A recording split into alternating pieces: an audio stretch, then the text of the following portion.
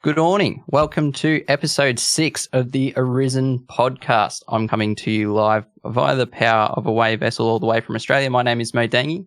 The other host of this fine podcast is the 3-time back-to-back-to-back Orna Content Creator of the Year, Mr. Floor 300, Mr. 10K Attack, the lead ticket holder at the Hamilton Crescent, home of the West Scotland Cricket Club, the Iron Brew guzzling, most attractive man in all of Scotland, Mr. Shabbash. Thanks for coming, guys. That's us. Fucking hell. How are you, Shab? Fucking 3-hour introduction, man. Gets longer every time. Only going to 300. get longer and longer. Wait, just wait. 300, yeah. Dangy, I saw you smash 380. Was it 380, 370, something like that? We'll talk about how redundant some of these nicknames are, I reckon, pretty soon, because yes, they are getting surpassed pretty easily now. Well, we actually have a guest, so Shabbash. We've got an extra person here. Yeah, and this man, he's well known for swapping classes and specs so frequently, often to his own detriment. With more commitment issues and phobias of animals than you could possibly imagine, he did recently hit number 25 on the world leaderboards. The one and only pet god of Orna, Fuximus. Welcome, Fux. How are you, man? Howdy, everyone. Great intro. Fits me to a T. I mean, if you just stuck to a class and a spec, man, that'd be easy to work with. Oh, yeah. It would be nice. Yeah, Shab, these titles that you've earned, I think that you can keep them because you earned them all, well and truly before Ascensions became a thing, and 10K Attack was laughable and Floor 300 was laughable. But yes, Floor 300's not as impressive as it once used to be.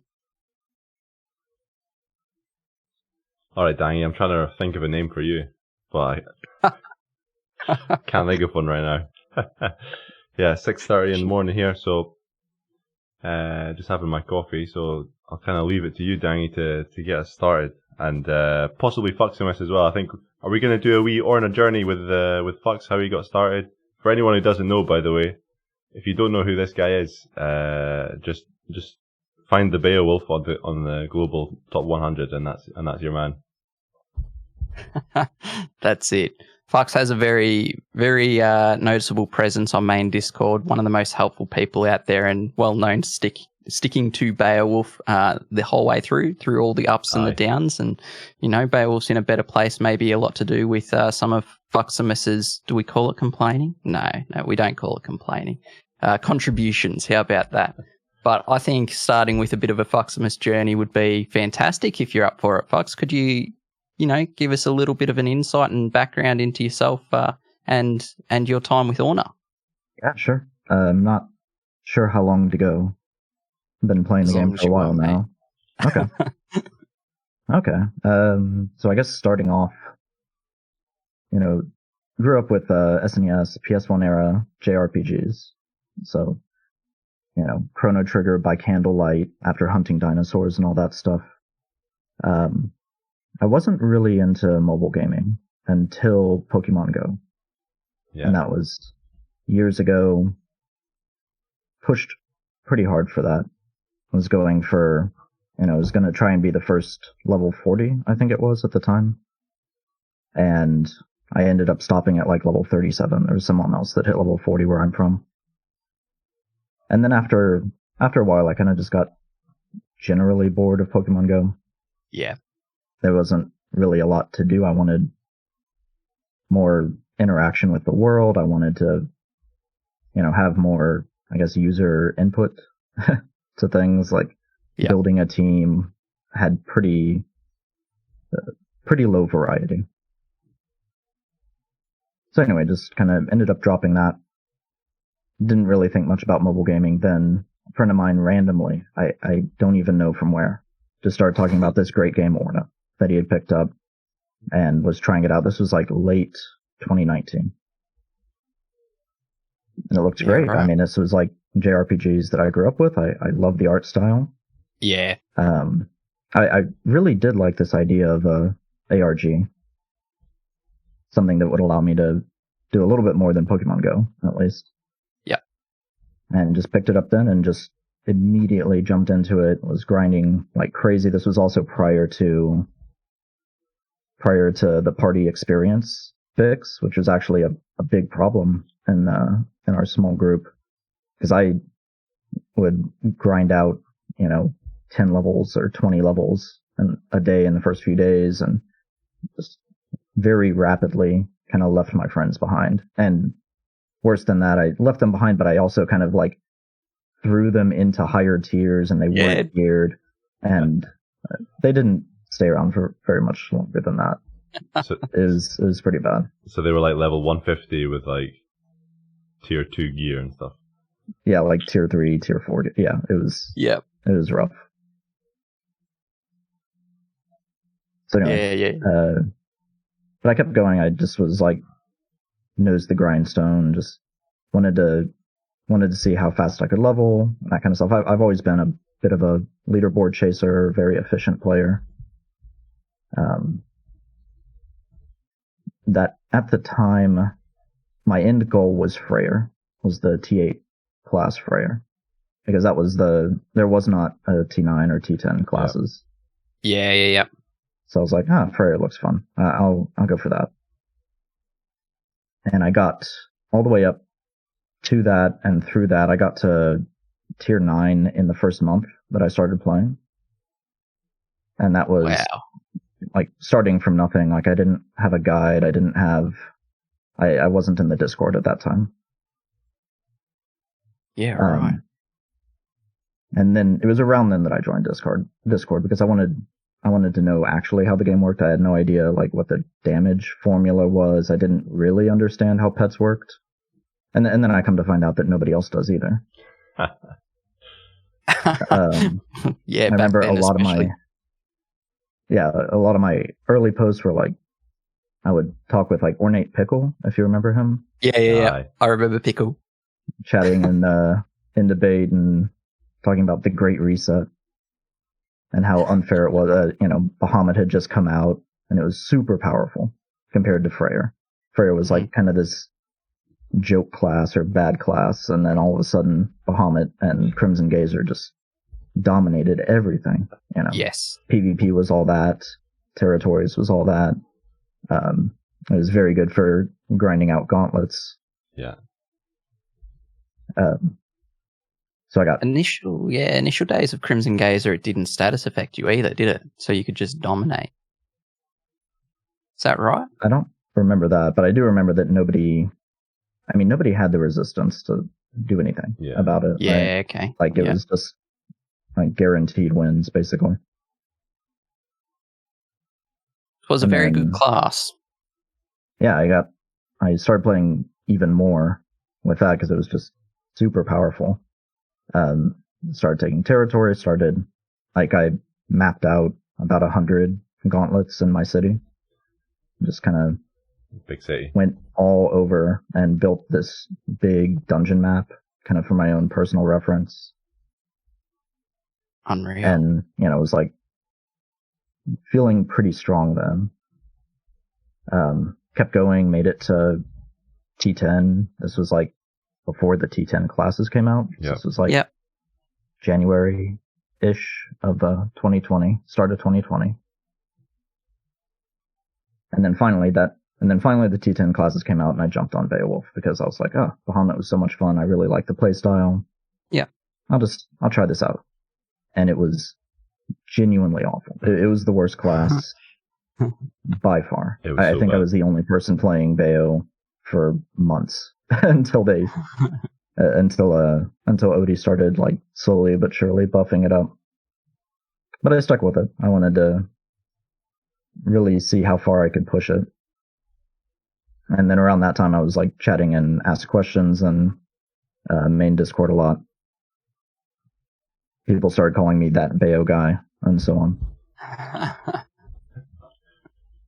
You kind of became self-fulfilling after a while.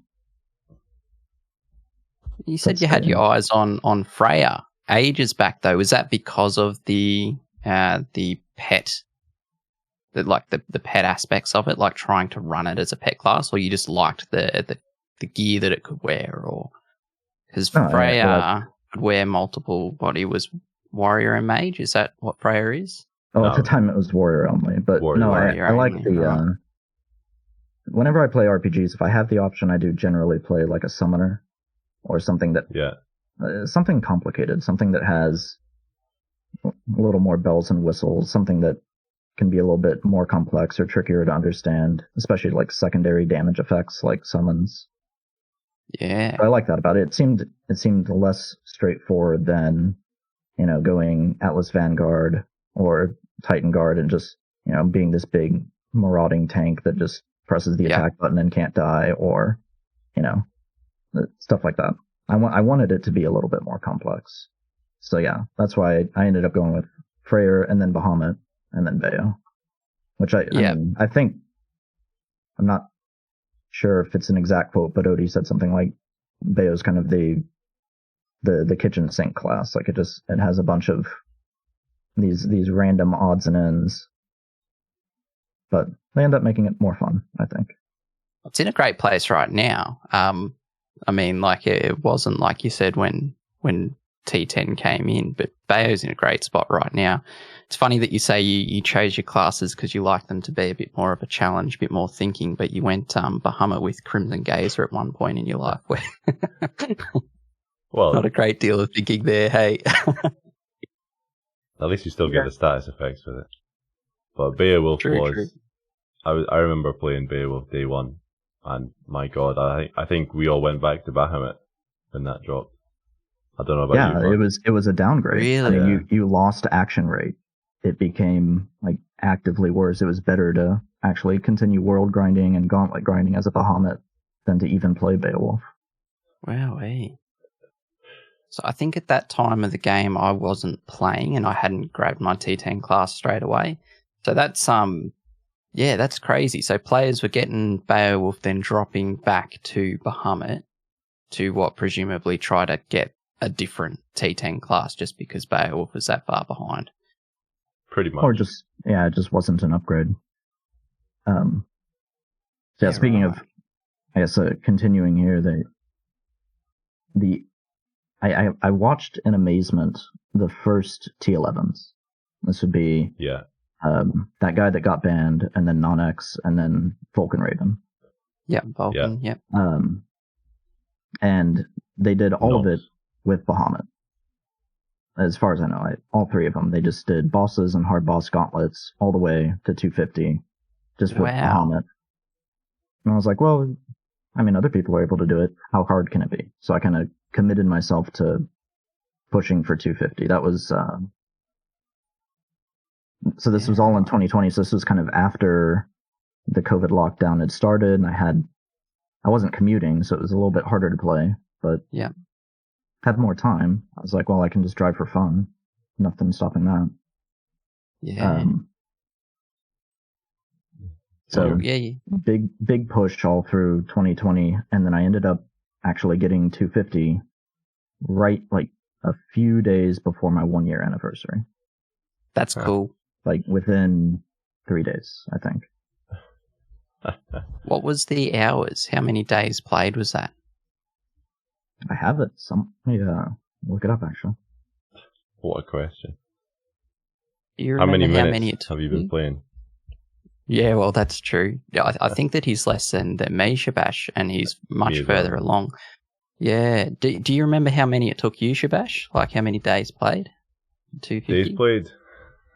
In the game it was around about 100, I think. But the thing is, in the game, I was doing a lot of just having the game open, GPS drift, kingdom management stuff, and just generally racking up the hours without actually playing the game, which I'm not that bothered about. I'm actually trying to remember if Fux beat me to 250 or not. I don't know if Fux remembers his... I think not. I think you got it shortly before I did. Right, okay. That's fine then. So I got my 250 stats. I took a picture of it right when it happened, and I've referred to it a lot, so it was a good idea. So I had 58 days played. Oof. Whoa! Which was like, I guess, 1,500 hours or something like that. That is efficient. And imagine if he wasn't playing a pet class, it would have been about 30 days. Yeah. Jeez. Yeah, the text slowdown was a bit rough. Yeah, but, wow. Yeah, so I got my 250 then. That was at the end of September, start of October last year. There you go. And that, like, because you did all of your leveling, and that's both of you guys, actually. Did you get 250 before Endless was a thing? Endless was a thing. I started doing Endlesses near the end. Yeah, so right. My push, like, from, like, level 243 and up. I was doing, like, 1 a day.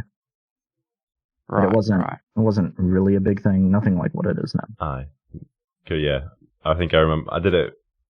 I think my main method was still boss dungeons and hard boss. Yep. And I would, as Fox said, I would do 1 endless a day maybe. Because back then I don't think view distance was in back then, so you'd still have to go out and set up. I didn't have a couch dungeon apart from the keep available. So yeah, around the last 5 levels, but not like now where you can power level, which is what I'm still doing really for the Orns really. But I mean, what's interesting, Flux, is you've seen this Beowulf go from the worst, even worse than your tier 9 class, to where it is now.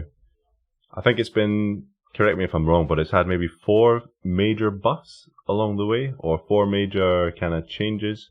I don't know if you remember them off the top of your head, but quite an interesting kind of. Off the top of my head, it got critical hits, then it got its action rate increased, then it got its action rate increased again, then it got Valhallan protection, then it got the most recent buff, which was the 40% HP giant buff. So 5, I guess. 5. And that's on top of adding a whole bunch of event pets as well that have kind of drastically changed the class. And then it got Fey Cactus. Fey Cactus is a buff itself, surely.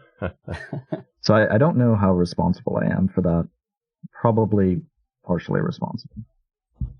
Because we were joking about it in debate one night, talking about, I guess, harkening back to these old JRPGs, was talking about Cactuar. And I really, really like Cactuar, really like Jumbo Cactuar, but whenever he makes an appearance. And we were joking about, well, what would be the even bigger one? We have Cactus and we have Big Cactus, but where's biggest Cactus or bigger Cactus, right? Yeah. Joked enough about that over the course of a few hours. Odie finally had to show up, and I was like, what in the world is going on here? And then ended up dropping a picture of a fake cactus, and that was like months ago. So do you know what's interesting about it as well with that pet? Every other Fey pet is linked to a world raid, right? Isn't there a world raid equivalent of all the other Fey pets? There are. What, Fey Chimera? So do we reckon there might be? No, I'm just interested. Like especially, and some of the stuff that we'll talk about throughout the podcast, because we had the recent material edition. What was it, a month or 2 ago, with the plant-based materials? Cactus might be a good raid to drop plant-based materials, and the other stuff that Fey Cactus drops in. I know that there's the enemy in the world, but it'd be cool if there was a Fey Cactus raid. That'd be pretty sick. Yeah, just interesting. Yeah, as Corio said in the chat there, maybe Yggdrasil is the reincarnation of Fey Cactus.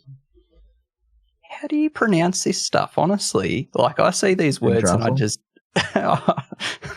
Shab can pronounce all of them. It's really impressive. Really impressive. Someone didn't play Seiken Densetsu, right?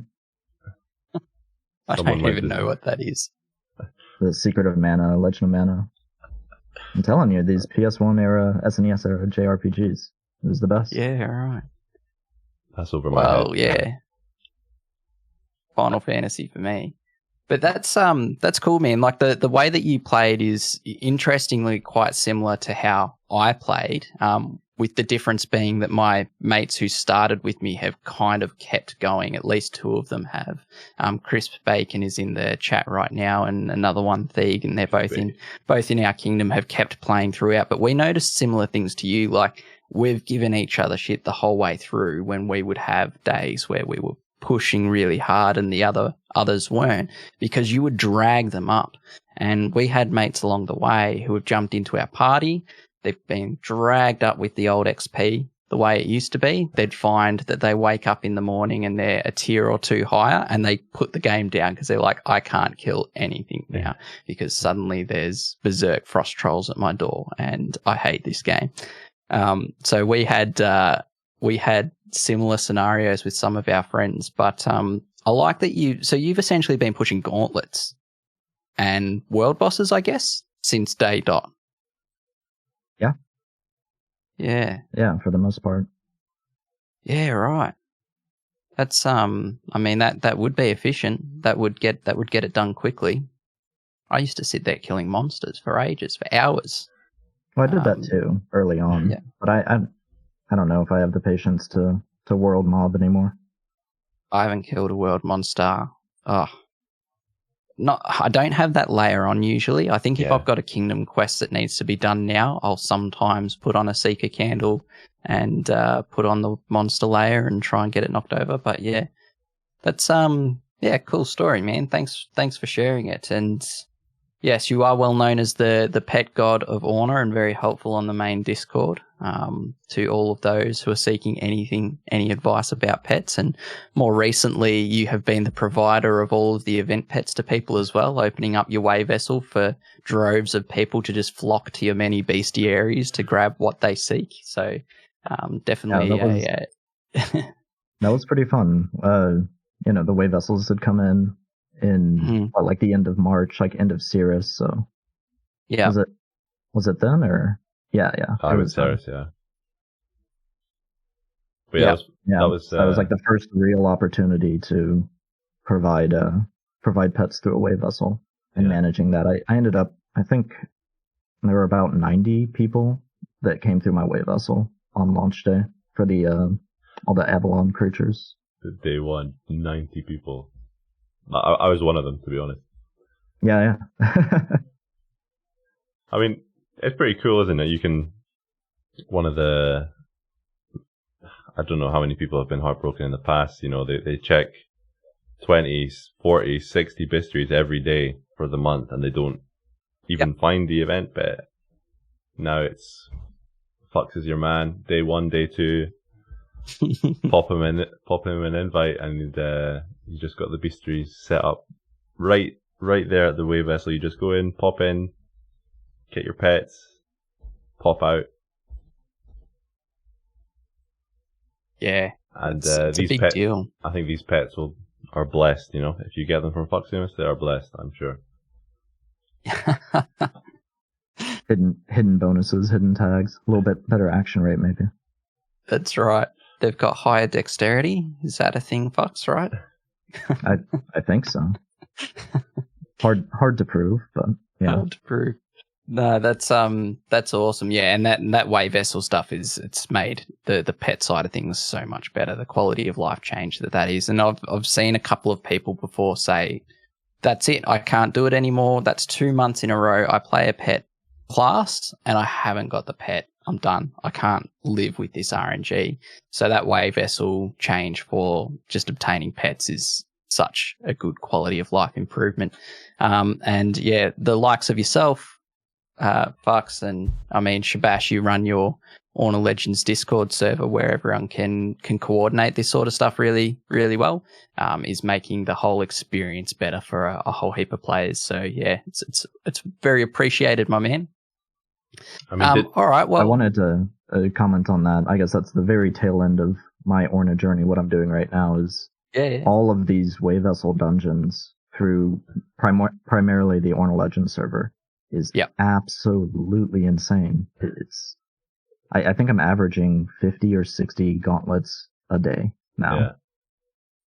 That's like mental. some in the world, and then can just kind of sit down and every hour, oh yeah, wave vessel. Oh, there's this invite. I'll just go do these 5.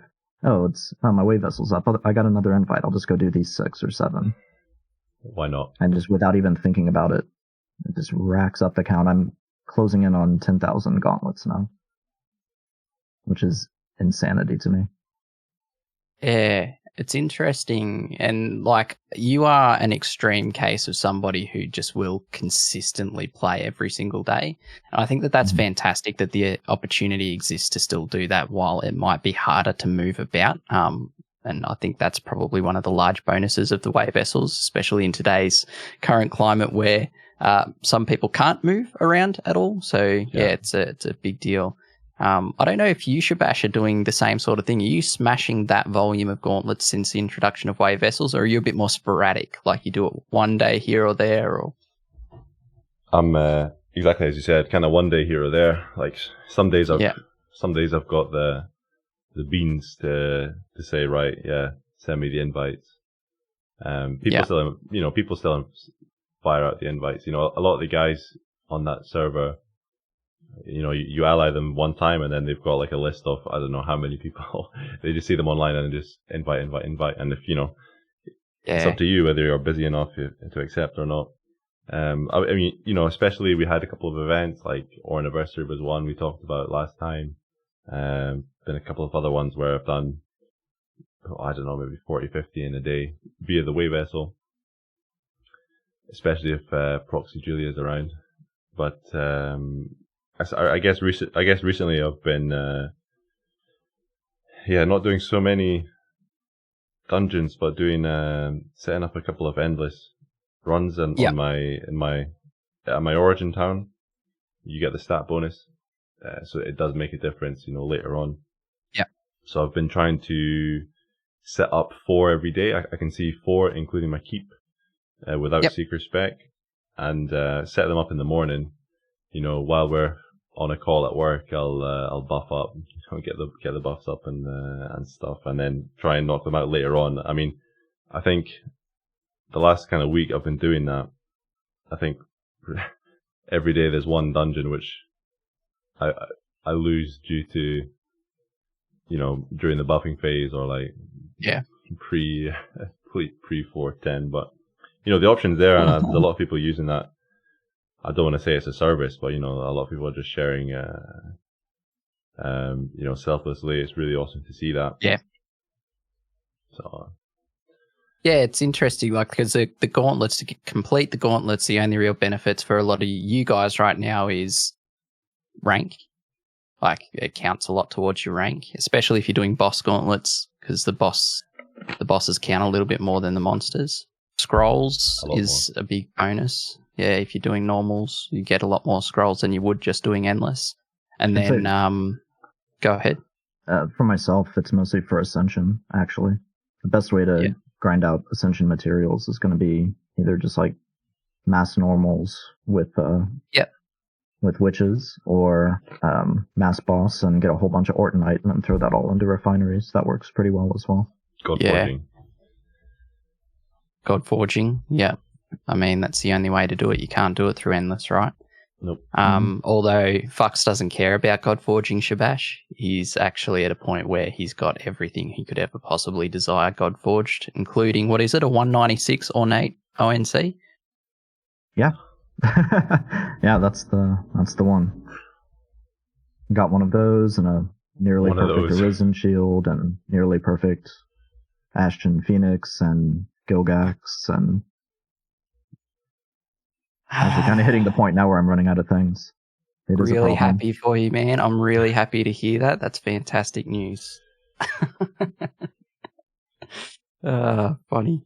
But yeah, the endless stuff, Shabbash, it's cool, and like especially now with these new bosses being added in, the Orns that you get if you're able to get deep is amazing.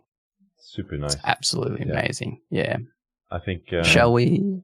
Yeah. I mean, just on that quickly, I think I've been trying to mix up hard mode and normal recently, and we'll come on to that with a certain recent class getting changed.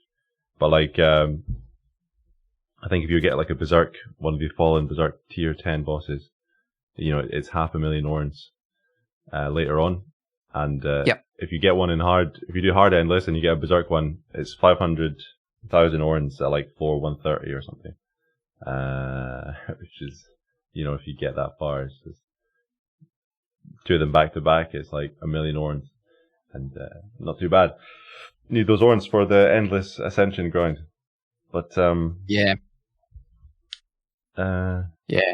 pretty crazy. Shall we move the topics along so that we don't go for 14 hours? Because I could talk endlessly on everything.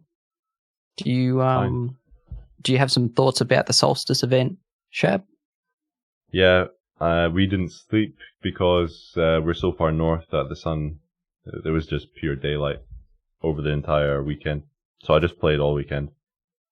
Tried to get some more dusk gear from Queen of Decalfor. I think it was a really cool little event, actually. Swash, of course.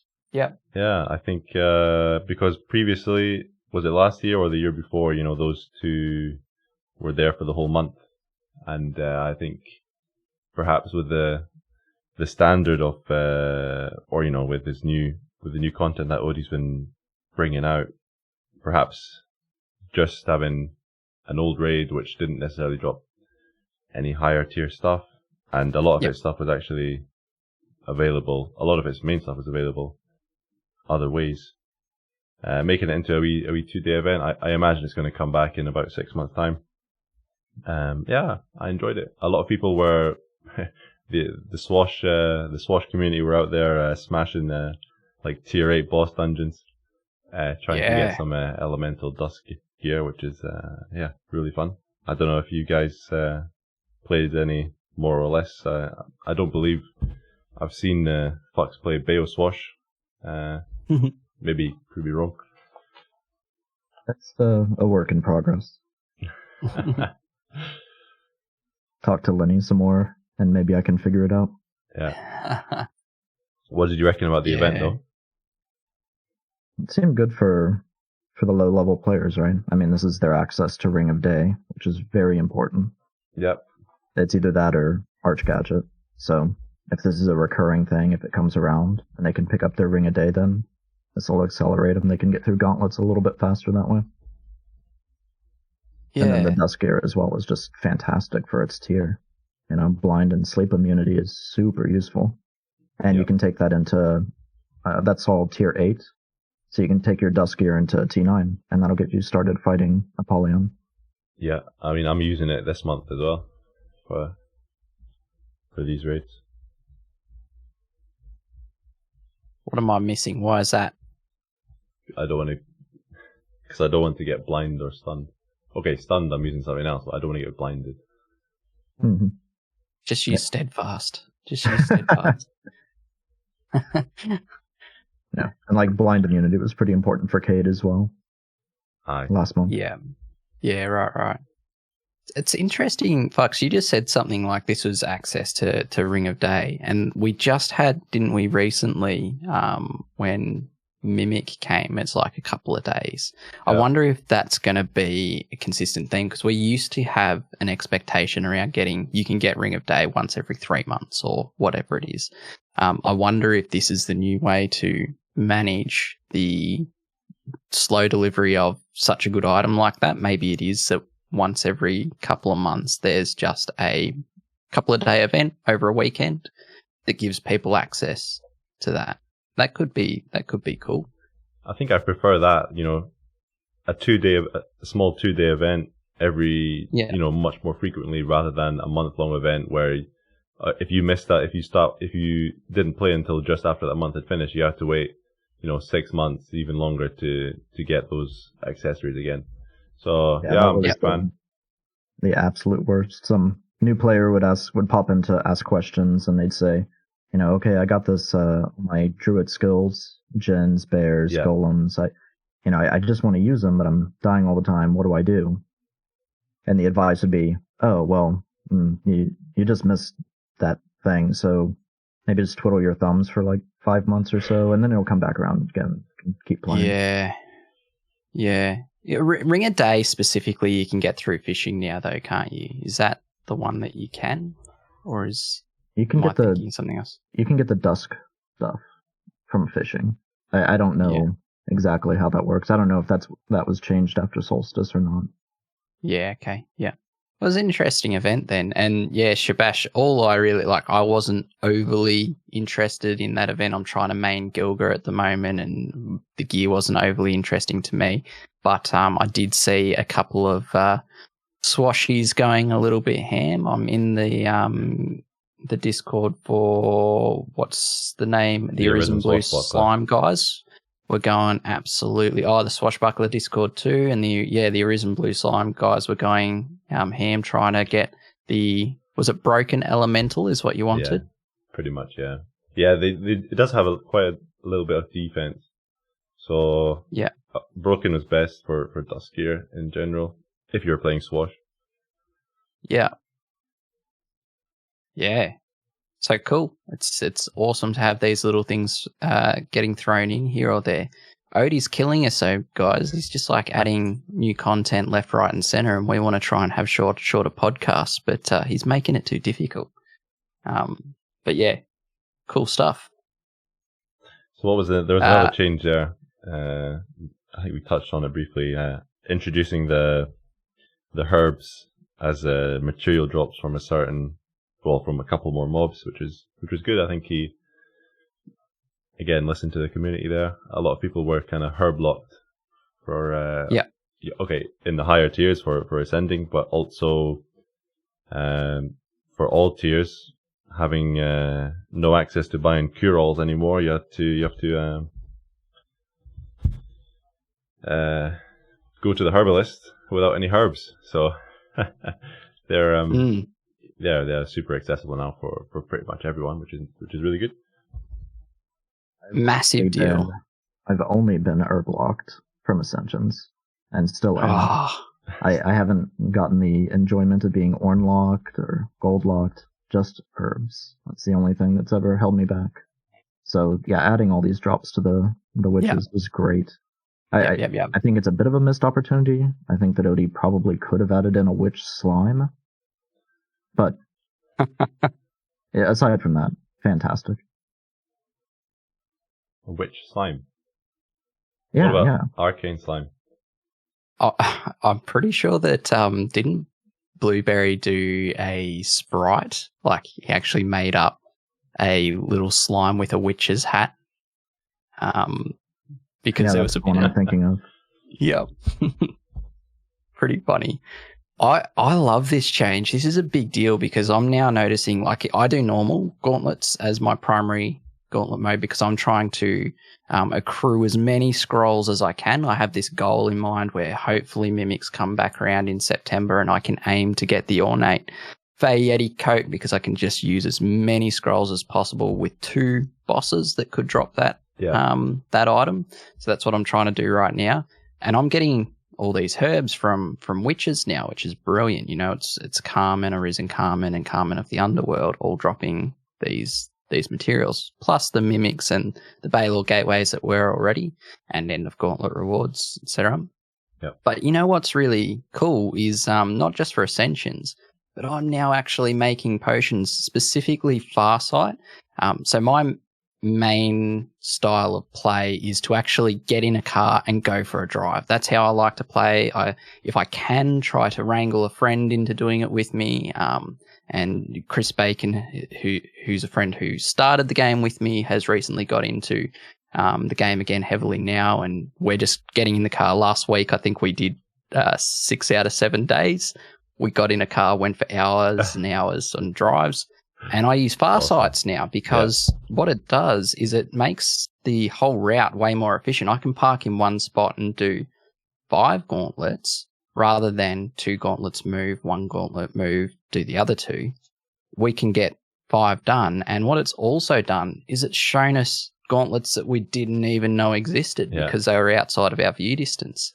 So I'm constantly running Seeker plus Farsights. And yeah, it's a big deal.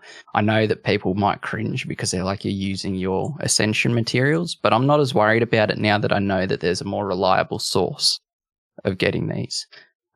So yeah, this is a big deal. I like that that was listened to so promptly, because I know that there was a little bit of community, I don't know what to say. Is it whinging about you've introduced Ascensions and you're locking us out and we can't actually get there because of this brand new material. We need a source for it. And that was addressed pretty quickly. And I would say that that's probably not the end of the access to that resource. We've already seen it in the introduction of something that we're going to talk about later. But yeah, pretty cool, pretty big deal. I like it. Agreed. Yeah. I'll say that Carmen is now a just top tier world boss. Anytime I see a Carmen in the world, I am absolutely killing it. Herbs and a gauntlet key. Yeah. Gauntlet key, yeah. It's top tier boss anywhere now, yeah. Mm-hmm. I love seeing all those drops. It's super, is it one of those super empty bottles as well? I don't know exactly which bottle it drops. Yeah. I mean, also it drops the Witch Stone for, for the mid-game players about to level up their either Witch's Staff or Arisen Witch's Staff if you're that lucky, or your Venice. So amazing boss, actually. I remember. Yeah. Do you know what? I remember killing a Carmen when I was tier 6. One popped up at my house, but I could only reach it if I managed to go to the window right here and like GPS drift a little bit. Back when there was no view distance, and I remember just chipping it. Had to chip it down. Yeah. God, those are the days. You'd talk about that sort of stuff where you'd see like a Ronin or a Cerberus or something that you'd now laugh at. Just, you had to chip it down. You had to chip it down over time. Chip away. It's a good memories, that stuff. Mm-hmm. So we love that awesome change. Stuff. Love that change. Brilliant. Absolutely brilliant. Yeah. What's next, Dangy? There was a pretty big server patch that addressed a couple of things. Some of them listed in the server patch notes. One of them that was relatively large at the top end for those who are ascending that I don't think was listed in the patch notes. In order, in the patch notes, there was changes first off to two-handed weapons and the abilities that they have. So forever and a day, we had the defend button sitting there. Odie, not too long ago, a few months back, added a few different abilities depending on what offhand you're using. And to date, there's been Volley 1, 2, and 3, Mana Burn 1 and 2, Bastion 1, 2, and 3. And that's it, isn't it? There's no other ones that I was forgetting. Harry. Read Scroll, the most important Read offhand Scroll. ability. Of course, the one that everyone uses. So yeah, they replaced the defend button. But what was sort of left out in the cold was two-handed weapons because they didn't get any offhand ability. They were sitting there with the defend button still. So pretty much all two-handed weapons now have various offhand abilities now. I actually don't have the list in front of me. I don't know if either of you two know them all offhand, Fux or Shabbash. But I believe Fux has worked out a good use for one of them as well. Yeah, so Labras and Old Hollowed Blade, they got Upward Strike. Yeah. Which is a 2-turn charge physical attack that does pretty variable damage. All of the Mammon weapons got some kind of Mammon skill. So Envy, I think, on the Gandring. Yep.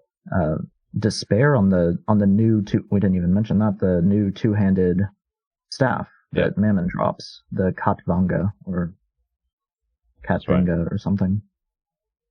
Despair is a really strong skill. I'm pretty sure there's a use for that. There's got to be, because that's a very high M1 arcane damage spell. Arcane and if it damage doesn't take mana, then that seems pretty good. The other ones, the sword shields all got Bastion, like various Bastions. And then Realm Spikes got, Gungnir got some kind of piercing, like bleed thing. Impale. I can't remember it offhand. Impale, yeah. And then Realm Spikes got a very interesting one called Lay Spikes. Yeah. Which doesn't do hardly any damage, but it does apply a T crit triple up buff. Yeah. That's insane. And then the one that was missed in all of this, of course, was the Kerberos Claws. What did they get, Fox? They got left out in the rain, is what they got. That was the one that I was most excited about, and nothing happened. But you've worked out a way to use Realm Spikes with this new ability in a pretty interesting way for running normal and boss gauntlets, right? Yeah, I did. I was mostly just no good reason to do it. I already have a pretty good way to clear gauntlets, but yeah, I wanted to try out this Lay Spikes thing. Any new buff is going to be a Bayo thing because he has the action economy. He can apply a buff and then deal damage in the same turn with that buff. Yeah. He can focus on keeping that buff alive while still doing damage. Yeah. So I wanted to try it out, Beowulf, and I kind of went down the list of pets that could crit. This would be Mighty Slime, which is not bad. Ancient Djinn, I actually tried Ancient Djinn for a while, and that was pretty awful. It's still not quite enough. But I think by far the best way to use this is there's Chimera and Fey Chimera, especially. All of their skills crit. You don't mind critting as the player because, you'll recharge HP, but these pets give you Berserk, so you're always losing HP. You need to have some way to keep your HP topped off. And they're applying Berserk, so you can do your own damage. A pretty substantial amount. Yep. So those are kind of all the ideas that went into it. Yeah, nice. So this skill, as a buff, is presumably following similar rules to other temp buffs. So what is it, like 20% drop off is about standard, and then go ahead. Yeah, so there's a class of temp buffs that drop off at 50% of the time. So that's all, like a lot of the single temps, like Sharpen or Ponder, the ups that you get from Worm Song, they fall off very quickly. Right. And then there's this class of buffs like Great Meditation, DC, and Lay Spikes that drop off 20% of the time. They last about 5 turns on average. Yeah. Nice. And then as for its actual value, it's hard to say exactly because these are, it's all random rolls for crits, but it's got to be, plus 60, plus 70 or more crit. So once you get that T crit triple up, you're basically always critting. Yeah. And because crit's additive, right? So that's not an 80% multiplied by whatever you had. It's just straight up on top. So you don't have to have much crit at all as a base. Although your gear on your pet wouldn't affect it anyway, would it?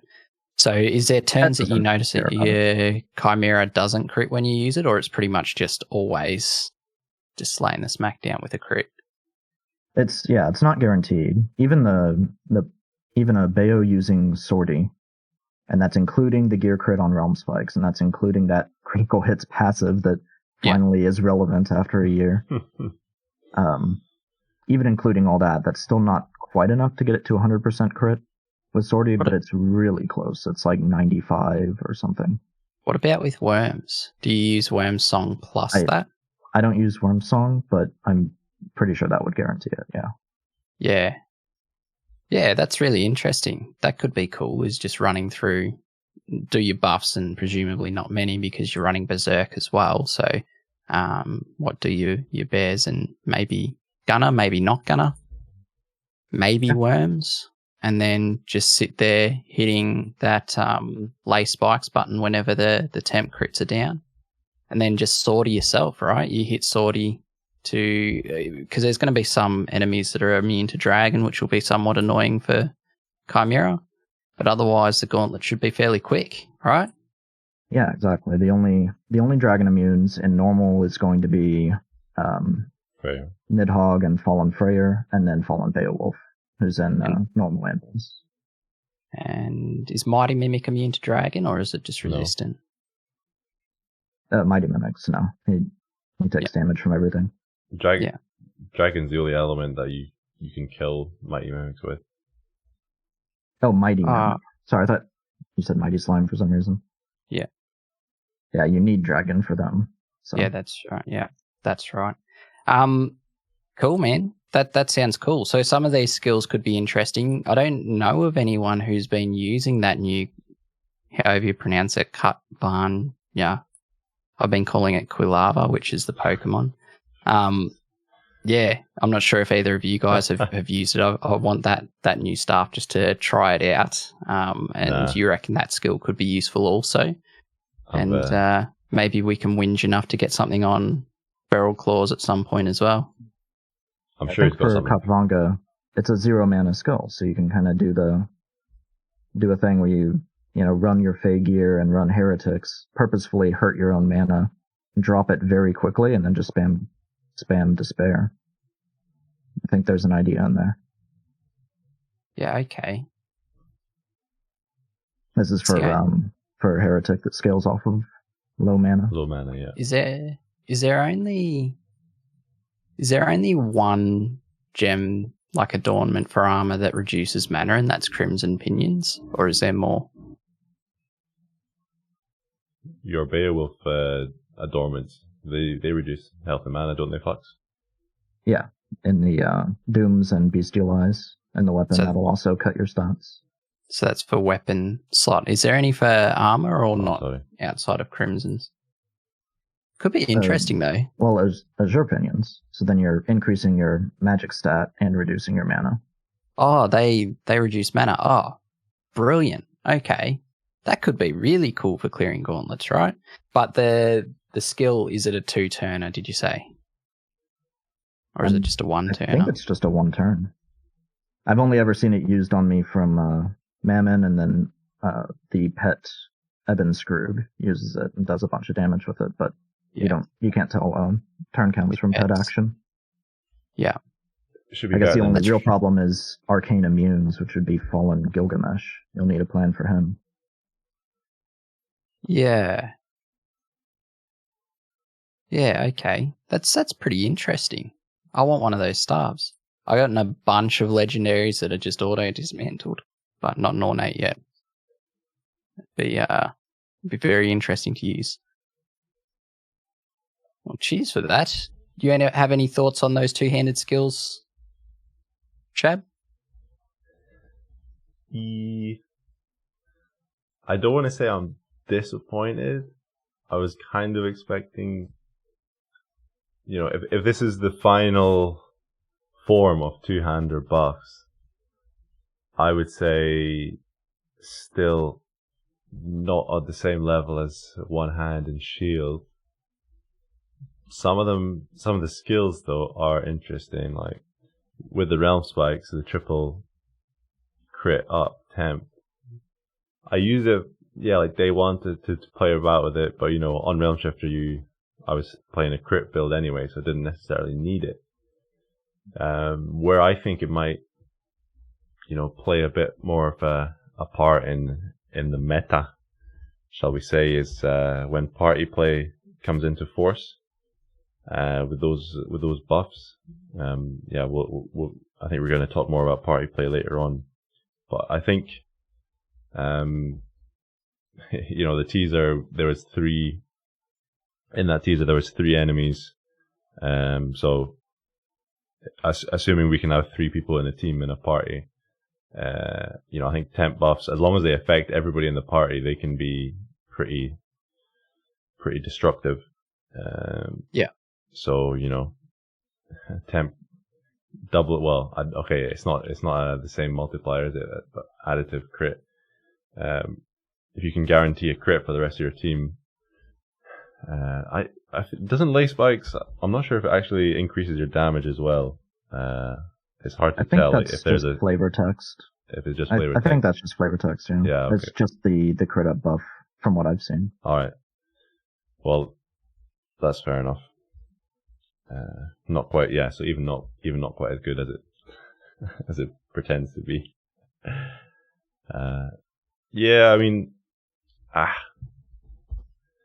heard Upward Strike is quite good, but again, it's a 2-turn skill. Yeah, I still think there is maybe there's more to come on the two-hander side of things, but let's wait and see. Yeah. Fair comment. I mean, like, there's not very many scenarios where I could personally see myself using a two-hander over a weapon and a shield. Yeah. Which is probably the telling fact, isn't it? What scenarios would you use a two-hander? And I know that there are these niche ones, especially around some of those interesting weapons like Gandring. For, say, PvP. Gandring can be kind of cool for gauntlets as well, but you're also risking your own life with the lack of ward. I know that there are some niche cases. Gungnir as well. I think people use Gungnir, especially early T10. If you get a good Gungnir and you want to raid with Gilga and you want to do, say, Gilga Charmer or something like that, it's actually quite a good raiding class early on. Raiding setup early on, because that's a decent chunk of ward. But yeah, probably fair to say it's still maybe not quite there if we're thinking about it as replacement level for main hand and shield. But it's cool. Yeah, I mean, cool. It's cool to see it getting attention.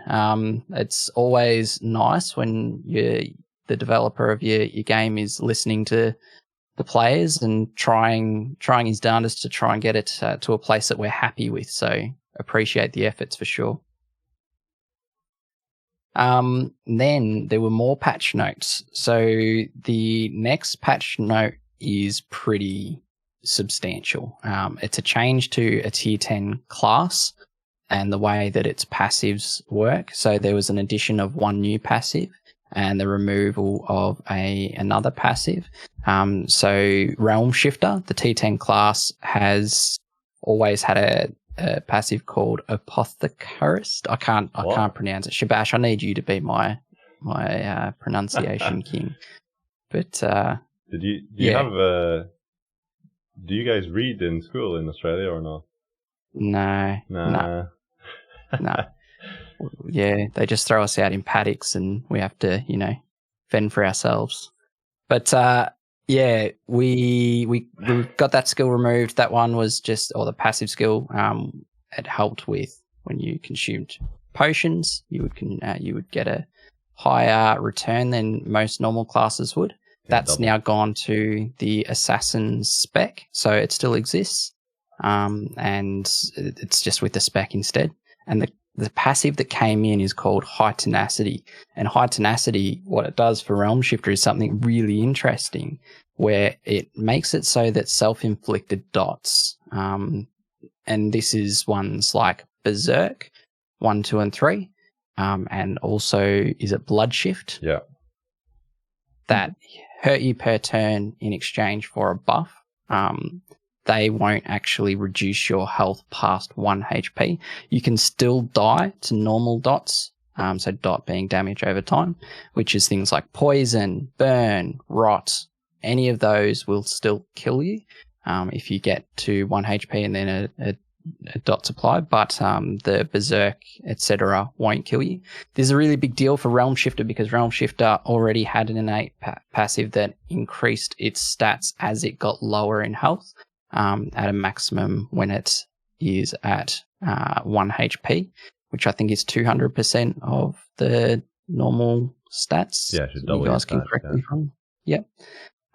So then with the application of Berserks on top of that, that's actually a massive boon for Realm Shifter in a lot of different ways, where it makes it a little bit more competitive with other classes in the likes of maybe raiding and endless running. So it's a pretty big deal, and I'm imagining, Shabbash, that you might have some views on this one because I believe you play Realm Shifter quite a lot.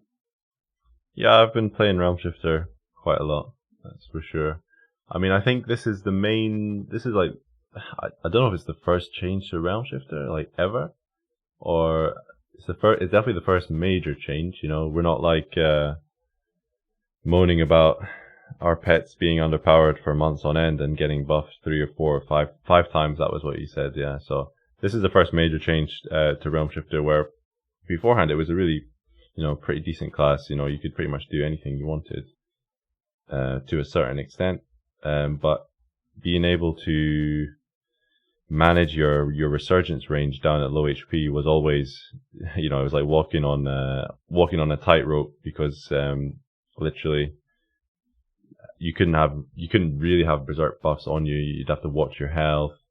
That's why Charmer was really probably the best raiding class for Realm Shifter for a long time. You could hide behind ward, and you could get down to low HP in your raids, but you would have to use a pet like Fey Yeti pet or Auric Alchem Golem. So the damage was good, but it was, you know, perhaps not on par with other classes. But losing Apothecarist 3, I know there were some people who really enjoyed that, you know, getting super buffed greater potion use or a lot of extra mana and stuff.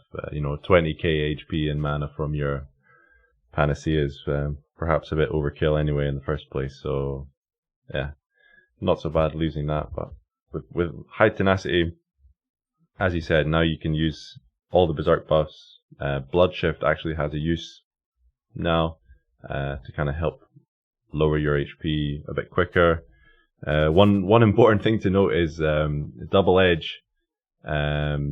If you don't kill the mob that you're using double edge with, and it takes you below 1 HP, high tenacity is not going to save you there.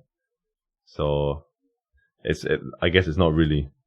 If you read between the lines, you know, it's not necessarily a damage over time skill, is it? So you would expect it to kill you, but I know there's people who've used double edge thinking, oh, this new passive's not gonna save me, but then you rip. Personally, Realm is definitely an absolute monster in catching up to a couple of other classes in regards to maybe content it wasn't so good at, namely Endless. It is an absolute monster in Endless now. You can rack up all the berserk buffs, all 3 of them.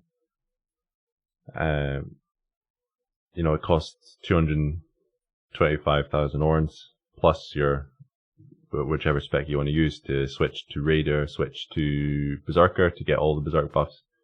If you want to save your mushrooms. So, and then you just sit at 1 HP, hide behind ward. And you know, there's a couple of different ways you can play it. If you go Swash, this is specifically for Endless. I know there's a couple of Swash players who, you know, they rack up all these buffs and their offensive attack that is just, you know, absolutely huge. And you can just sortie or whatever fly through. Jeffels is a bit of an outlier here because I think he's like 25% base stats with his Ascension level, but he got to floor 100 in Endless in just over 5 minutes the other day, which is pretty bonkers. But he's been doing hard Endless as well, and he's doing, you know, he's getting to like 150, 200, but like super quickly. But the playstyle is you know, you still have to manage your health because and your mana as well. You know, depending on what gear you're using. If you're a Charmer spec, you have a bit more mana.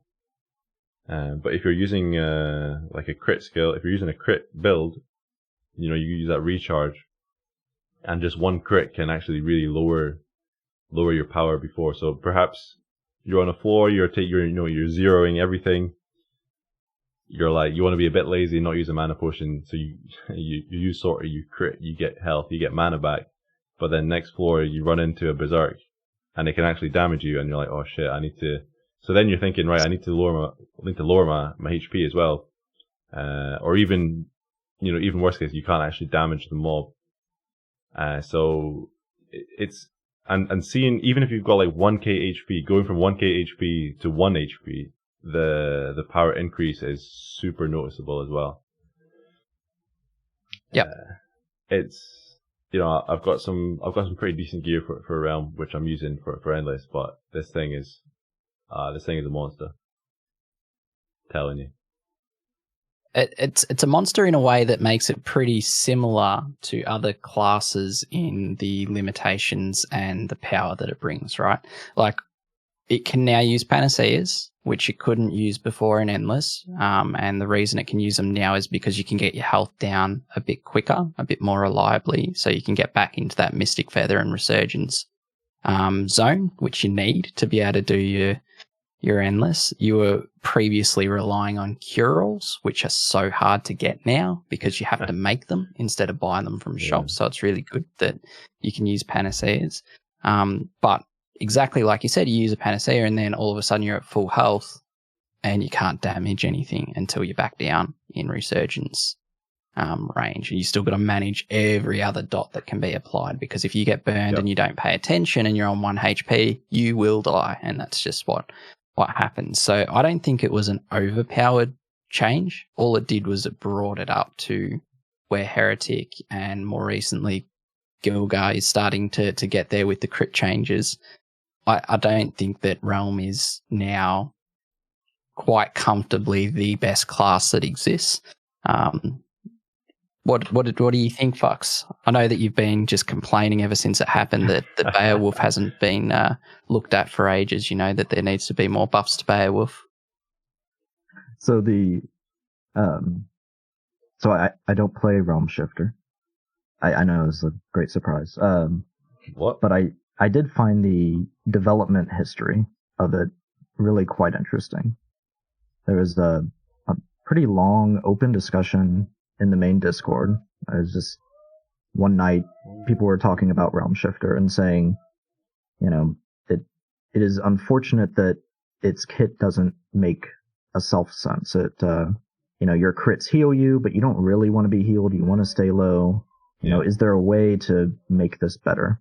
And also, is there a way to buff it in a way that doesn't make it more dominant in stuff like Arena, where it is currently, quite strong? Is there a way to improve it in these weak areas like Endless, like Arisen Morrigan especially? Realm Shifter had a real hard time with her. So it was this big long discussion, and some ideas were like, well, maybe if its passive has like a little buffer at the end, like you get full stat benefit even if you're at 25% HP. Yeah. That way your HP can play in that 1 to 25% HP range. And so, yeah, a lot of discussion, and then all of a sudden Odie just shows up and just says, what do you guys think about this? And just drops high tenacity on the table. And everyone oohs and ahs, and then he goes back to the secret developer lair, I guess, and here it is, 2 months later. It's out. It looks like it works fantastic. Talking with the Realm Shifters that I know, they're absolutely loving it and loving being able to play Endless and not feeling like they need to play Heretic to play to play Realm Shifter, to get the materials to ascend Realm Shifter, if they can just stay their favorite class. Yeah. And that's a really good point, because people were wanting to main Realm Shifter, being forced to play other classes so that they could main Realm Shifter, which is, obviously an oxymoron, which you're going to have that problem if you ever are forced into that world of Endless under Beowulf, I guess, Fox. But I haven't brought it up yet. I did my time. I did my Endlesses. I haven't done a whole lot of Endlesses since I hit 250. Yeah. I'm mildly terrified to go back to them. Once I get Orn locked on Ascensions, that'll kind of force my hand, and I'll have to go figure it out again. It is better now. The player's a lot stronger now. Then again, there's also these fallen T10 bosses that are relatively new, or new to me since the last time I played Endless. Yeah. Yeah. Yeah. Do you want to... Maybe I'll discuss it later. Yeah. when it comes up. What about Beowulf having high tenacity as well, because it has, its battle passive works when you have low health as well.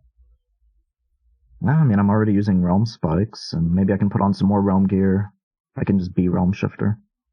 You could be Realm Shifter Tamer. Yeah. Oh, so Beowulf can use thief gear, can it? That's interesting.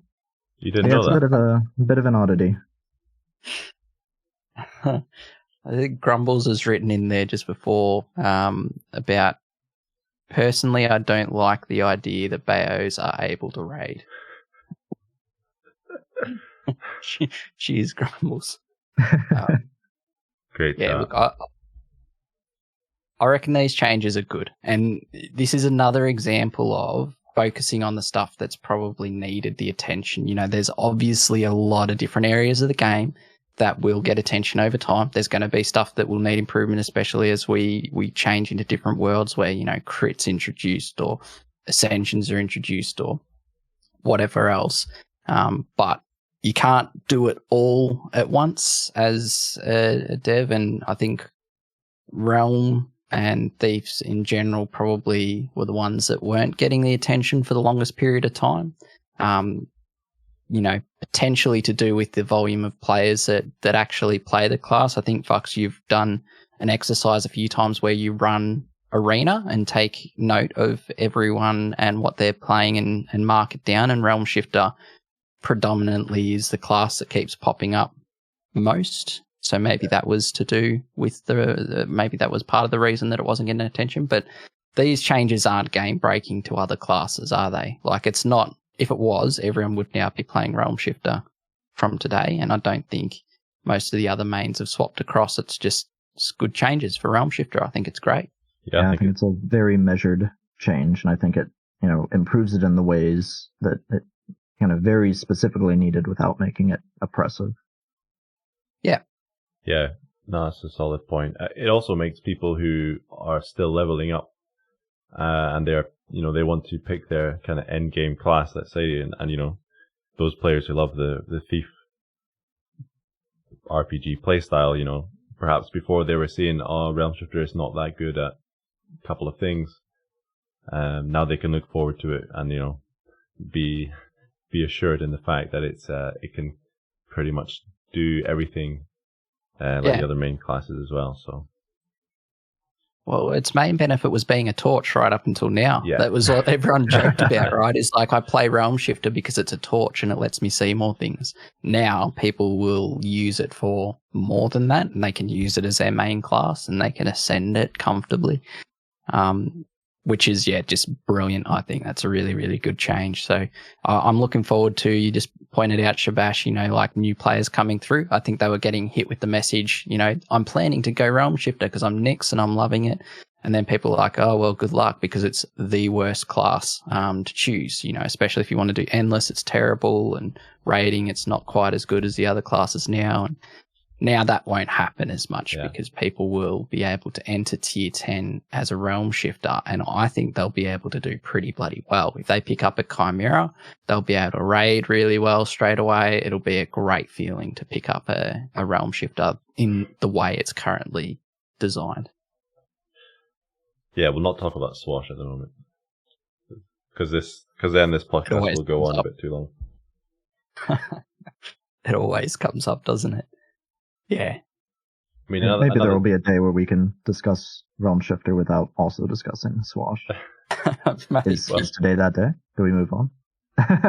We've done not too bad until now. So, I mean, one other change there was the Ascension ward change getting fixed, which I think we were expecting as well, which is nice.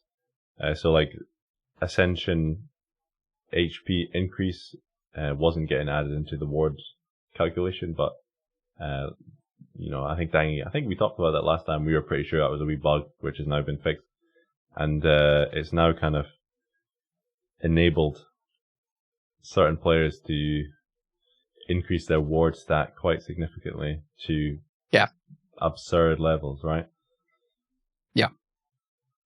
Yeah, it gave me a little bit more ward.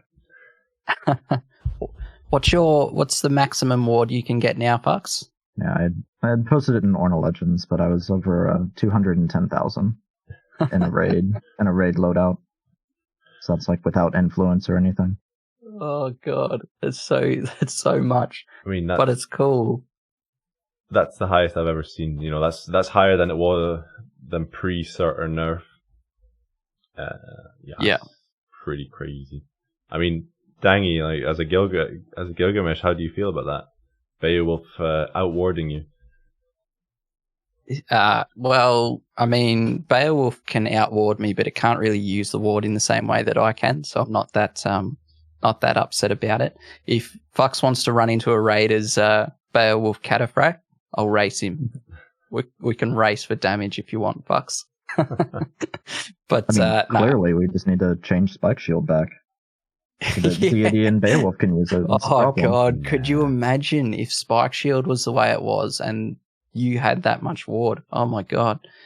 I think this is a cool little change. It was interesting because I didn't quite get the math working, and I reported in bug reports I think a couple of times, and I think a couple of others did, and Odie gave that acknowledgement that it was a bug. So it was neat to see it fixed. It wasn't noted in the patch notes. There was one other change that wasn't noted in there either, actually, which I need to mention. But it's just cool. It's fun. Yeah. And that's one of the things that I really like about these sort of changes. It's equal opportunity across all players. It's not benefiting one cohort more than others. The Ascensions, in one way, without it, were actually benefiting other players a little bit more than, say, Gilgamesh specifically. Probably to a lesser extent with Beowulf. Beowulf doesn't actually get a great deal of benefit from Ascensions anyway, hey, fucks. But yeah. I think that mana affecting it was probably impacting the other half of the player base a little bit more. I think this is just a fun change. I like it. I think it's cool. Things getting a bit gaudy where there's huge numbers, I'm not actually against. I think it just makes the game more and more and more fun, especially with the pace at which Odie's releasing new content. That tells me that it won't escape us. He'll probably be able to come up with new ways to keep us engaged with these new gaudy numbers. But yeah, so happy good change. To see that it's consistent now, because it was really weird that it didn't use your Ascension HP, but it did use your Ascension mana, and it never quite made sense that it was one or the other. I was expecting it to be both or neither. Yeah, exactly. But I loved it, Shabbash, because I think I gained like 10k ward the day that dropped, which is for Gilga pretty handy. And it allowed me, I think it was just after that, to run my Gilgamesh through Endless and get to floor 373, I think it was. I think I died on floor 374. What killed you? How's that? You're getting close. That's crazy. I'm not sure what the highest is out there. I'd seen Dan Plan post a 372, but I hadn't seen anyone post higher yet. I've seen higher. Have you? What's the highest you've seen? 387. Wow. What class was that? Realm Shifter. Really? Yeah. Was it Mr. Jeffels, was it? Nah. Really? 387. Holy cow. What killed you? What killed me? I think that somebody's already posted in the chat, but it was actually a Berserk Nin Kiln. It just hits every single turn, and it was just constantly hitting me for 40k, and I just couldn't recover. I think those are the enemies that are the most irritating, because with Gilgamesh, you're reliant on your ward to do your damage at that point. When it's so late, you can't use the attack button anymore, especially using Ashen Pinions that lower your attack as well. So you have to use Spike Shield, but if your ward's getting gutted, you can't do anything about doing damage to the enemy. The other issue with Gilgamesh is it has no dex, man. So if you run into an enemy that's chunking you and is immune to all of the status stuff, where you can actually immobilize it and hit it, so Ninkilum, you can't freeze it, stun it, or sleep it, I just was sitting there, and I had a couple of turns where DB got off, and then I used Spike Shield and missed, and then it just hit me in the face again. So it was just a bit of an RNG thing. But previously, my highest floor was floor 308, so I'll take 370 plus. That's crazy to me. Huge. I'd never expected to get that high. That's huge. Still huge. Yeah. There was some, I don't know if y'all remember, but some random suggestions. Someone was talking about achievements for Endless. And Odie popped in chat and said that floor 400 would be a floor. Maybe that would be the final achievement. Wow. How crazy is that? Not far off there. Yeah. Achievements for Endless. Yeah. Only ever discussed. Not in the roadmap that I've seen. Huh. That'd be very cool. I didn't think that. I think I was speaking to Tyres about this, and I have a private chat with Tyres DMs, just like you do with many different players. And at one point, he said this comment. He said, "Floor 300 feels easy." That was his comment, and I just pinned it because I'm like, I need to remind us both about this because you reckon floor 300's easy. Just laughing at it, like, no way. I've never considered hitting 300 as even an option. And I got close once and died on floor 290. Well, no, I got 299 and died on floor 300 to a Berserker Arisen Hydra. And, now I've hit it twice. But yeah, I'm seeing people, I think Major did like 4 or 5 in a row where he hit over 300 with Realm Shifter. And I'm pretty sure Dan would be able to do it in his sleep at this point. Just hit 300. It's pretty crazy stuff. And like you said, Shabbash, the Orns that you get from that and the gold.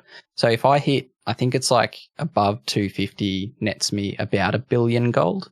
And that's with shrines. And it gets me close to 5 million Orns. I think that's what it is. It's about 5 million Orns, 1 billion gold for 250, 280 sort of area, which is just awesome. I mean, I'm slow, but it's still, that's handy to sit in one spot and get that. Need those Orns. Do right now. My current Ascension is brutal though, Shab. I need 1,200 plus Greater Souls, which I've already had Greater Souls. Oh. I need nearly 800 Realm Ore, and I need just shy of 1,100 Mandrake, all on the same Ascension. Nice. Nah, not nice. I think that's where it ends. No more Ascensions for me. just it was a good run. You made it pretty far. Yeah. Just come back, check again in 1 month when you've killed a lot of Carmen. You will have the Mandrake. Mandrake's not the concern as much as like the Greater Souls and the Realm Ore, because I don't raid Apollyon heavily, especially right now. We've had this run of really good event bosses. Yeah. So Kingdom Orns are getting spent on event bosses that you don't want to also add to that burden and the load by smashing the regular raids. So I just spent 990 Realm Ore on a previous Ascension, which was the last of it. Yeah. And then I get it again, like 2 Ascensions later. I'm like, I don't know when I'll get this. It's probably going to come from refining and end of gauntlet rewards. But yeah, it's that's what Ascensions do be like. They're brutal and it's meant to be end game, so we'll get it eventually. Slow and steady. Slow and steady. That's it.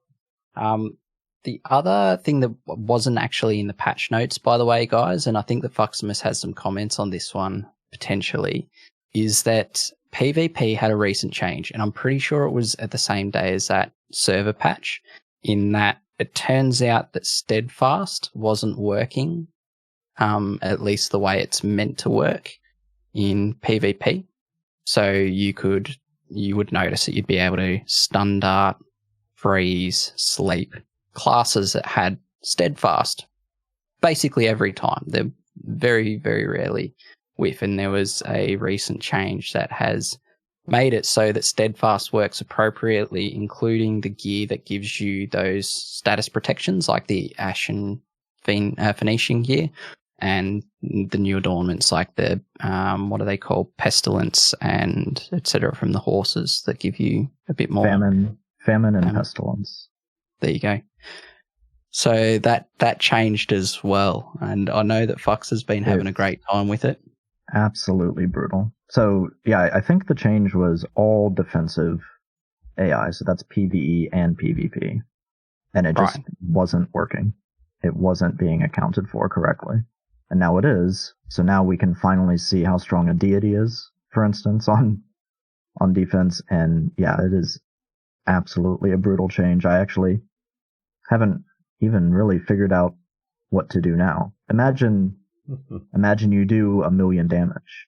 It doesn't matter. A deity can still second chance that. Yeah. They have very high natural dex, and now at 1 HP they have even more dex, so it's going to be tough to hit them. And then you try to sleep, stun, freeze them, and that's not going to work either. And then you try to dot them because they're at 1 HP. That's not going to work either. Yeah. So the number of options that you have is really quite small. But I'm not sure quite what's left. Coup de grace, the perfect shot. Perfect shot. But you're not going to get through their defense either. So that it was a small like a one-liner size change, but the effects are pretty massive. And then in PvE, I think I was talking with Major, and he said that every time he comes across a fallen Gaia now, they're just completely immune to statuses. So you can't sleep them or stun them. Or maybe stun them, once in every 10 times or something. Yeah, I noticed that. So they're a real problem in PvE. Yeah. So I can't believe it's taken this long for people to realize that Steadfast wasn't working as it perhaps should be working. Well, it's hard to see your defense, right? Yeah. You can measure your offense, and it would work on offense. You could see that you were dodging things that were being sent in your direction while you're driving. Yeah. But on defense, you're not there. You're not present. It's something that happens behind the scenes. So it became really noticeable to me because I acquired 3 Ashen Phoenician pieces for head, chest, and legs. And I was Gilgamesh, so I've already got Steadfast, and then I've got those, and I'm thinking if anything statuses me, I'll be annoyed at this point, because that seems like pretty juicy status protection. So I was getting my kingdom mates to test my defense. And they're like, yeah, I can still stun dart you every single time, first turn. Or I can put you to sleep immediately. Or I can blind you. Like, I'm freaking Gilgamesh with Steadfast, and I'm rocking 3 Ashen Phoenician pieces. Maybe it's just coded differently to work in PvP. So I was rocking for my loadout Atlas for stun protection, Anku's ring for sleep and curse, I guess, and then Anwen for freeze, so that I couldn't get any of those happen to me. And now I don't have to, and it's amazing. I can use an Arisen shield for PvP or Carl's rings if I wanted to. Yeah, I think there's going to be a meta shift as more people realize kind of the extent of this. It's a huge change. Yeah. Yeah. For you, Shabbash, you've got high dex when you do PvP. You typically run Realm Shifter. Have you noticed much change for yourself, or is this not a big changer? To be honest, I've not done any PvP since this change, but I have noticed it in Endless with the Fallen Gaias, yeah, for sure. Like, I was trying to stun dart, and like, it didn't work for like 3 or 4 turns. I said, what's happening on here? So I checked the codex in the fight to see if it had Steadfast, and lo and behold, it has Steadfast. And I'm like, right, okay. And then I just attacked it and killed it instead. I feel like this is potentially working as it should now, because you're right. Like, I remember before in PvP that you could still stun dart, sleep dart these classes with Steadfast and Steadfast 2, and maybe unconsciously realize that there wasn't that much difference between using those on a Heretic or a Realm Shifter or even a Beowulf without the Steadfast. So, you gotta, if you do have the Steadfast 2, and Dangy, you've kind of taken it to the next level, having all the Ashen Phoenix gear as well. That's still a big investment. So if it's, you know, I quite, as you say, Fox, you know, a bit of a change in PvP meta, you know, with live party stuff coming, PvP seasons coming soon. Yeah, good change to have something more to think about rather than just feeling that you could sleep dart and go easy street every single time. So I don't know how it's going to affect. There's a couple of classes, especially Magistrate tier 7 class with Steadfast. You know, that could, you know, kind of mid game PvP. It can be a bit of a monster now as well. But yeah, I think probably a good change or a good fix. So yeah, happy to see it. Well, yeah, I mean, like, we were used to the way that it was operating, so we might not feel instantly that it's a good fix. It makes sense if it's not functioning the way it was meant to, that it gets fixed up. I think, like Fux's point, what's really challenging now is how the hell do you deal with a deity if you don't have decks? So, like, pet classes like Bayo, who don't have any control over their pet decks, and then Gilgamesh, who just has no decks to start with, goes up against a deity, whiffs 4 times in a row, can't stun, freeze, or sleep them, then finally connects on a hit, gets a spike shield off, feels really great about themselves, then they second chance. Yeah. It's like, God, what the hell do I do now? And then the deity just ultimas you. Yeah, I'll definitely say from the Bayo perspective, debuffs were very important to PvP because of this action economy. You know, you want to be able to do this while your pet is doing something else. So kits that had a bunch of debuffs or a bunch of buffs generally were all the better. But yeah, it gets into a point now where, you know, the pet's just sitting there whiffing and the player can't really do anything.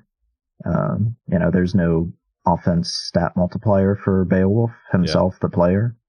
So you're not going to be able to crack a deity's defense or resistance. So I guess maybe my option now is just to start spamming Ultima. Yeah, exactly. And that's really about it. It does potentially go ahead. I was just going to say maybe Ultima's the problem.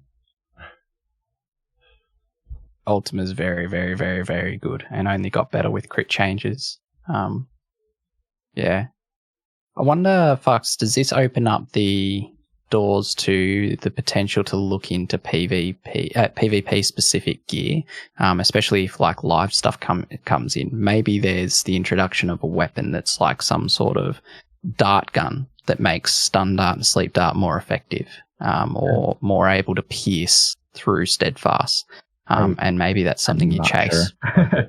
Yeah. So I think, so, you know, already PvP is somewhat different from PvE. The mechanics are a little bit different. HP is doubled. There's this decreasing defense resistance over time mechanic that isn't present in PvE. I think over time, naturally, the two environments would diverge. Yeah. So maybe it continues going that direction by adding like PvP specific things.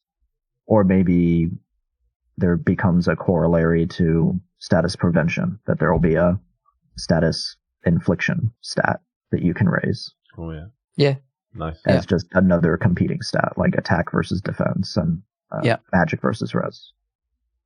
But, well, we'll see. I don't want to speculate too much because it is new and I kind of just want the meta to evolve for a bit. Just kind of let it go and see what happens.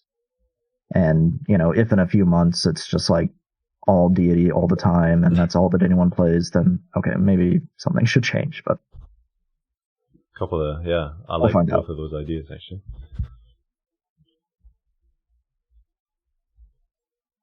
Yeah, well, it's definitely an interesting change.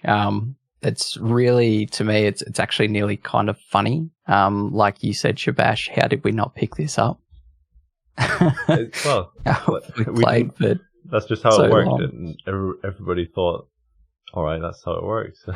So yeah, like they are affecting it. It goes from 0 to 1% or something. Yeah, I don't know. We had all these crazy theories about like the stun darts and whatever. Maybe the thresholds aren't high enough to actually reduce its effectiveness. But it was just plain not working right. It's funny. But yeah, it's interesting. On defense, and you would use it on offense, and everything would look fine. Yeah. You'd go fight some raid boss, and you'd go fight Final Horseman. He's sitting there spamming Petrify against you, and you're like, haha, good joke. Try again. I've got all this status resistance. But yeah, it's just, I think it's because there was not a whole lot of visibility into the defense side of things that you don't get to see that. That's why it took, who knows, 2 years? How long has Steadfast been in the game? It's always been like this. Yeah, funny. I guess similar to Second Chance on, like when Codex came in and we saw that monsters had Second Chance and none of them were proccing it, we never questioned it. Yeah, we were just like, that's just a thing that they have. And then it changed one day. Yeah, funny. Big change though. I think that was everything that's both in the server patch notes do mention preparation for live PvP and party combat. I wonder if we cover that a little bit later, because there was a little bit there's a few things that Odie dropped on us to have a bit of a chat about. But otherwise, as far as notes and hidden stuff, I don't know if there's anything missed there, boys. Covered it all. Big thing that was in the patch was the Surtur stuff. Yeah. Oh, there was the world raid, actually. Oh, yeah, I forgot Iggy. Which raid was that? You guys can pronounce it. I'm not doing it. Don't do this to me, Shab. the big tree. Big tree? Mm-hmm. Tree of life. So I haven't fought one yet. Have you guys fought one yet? I've just tagged. I've done like 1 million damage to a couple here and there. I've not summoned one or myself or tried to do a full run on one. But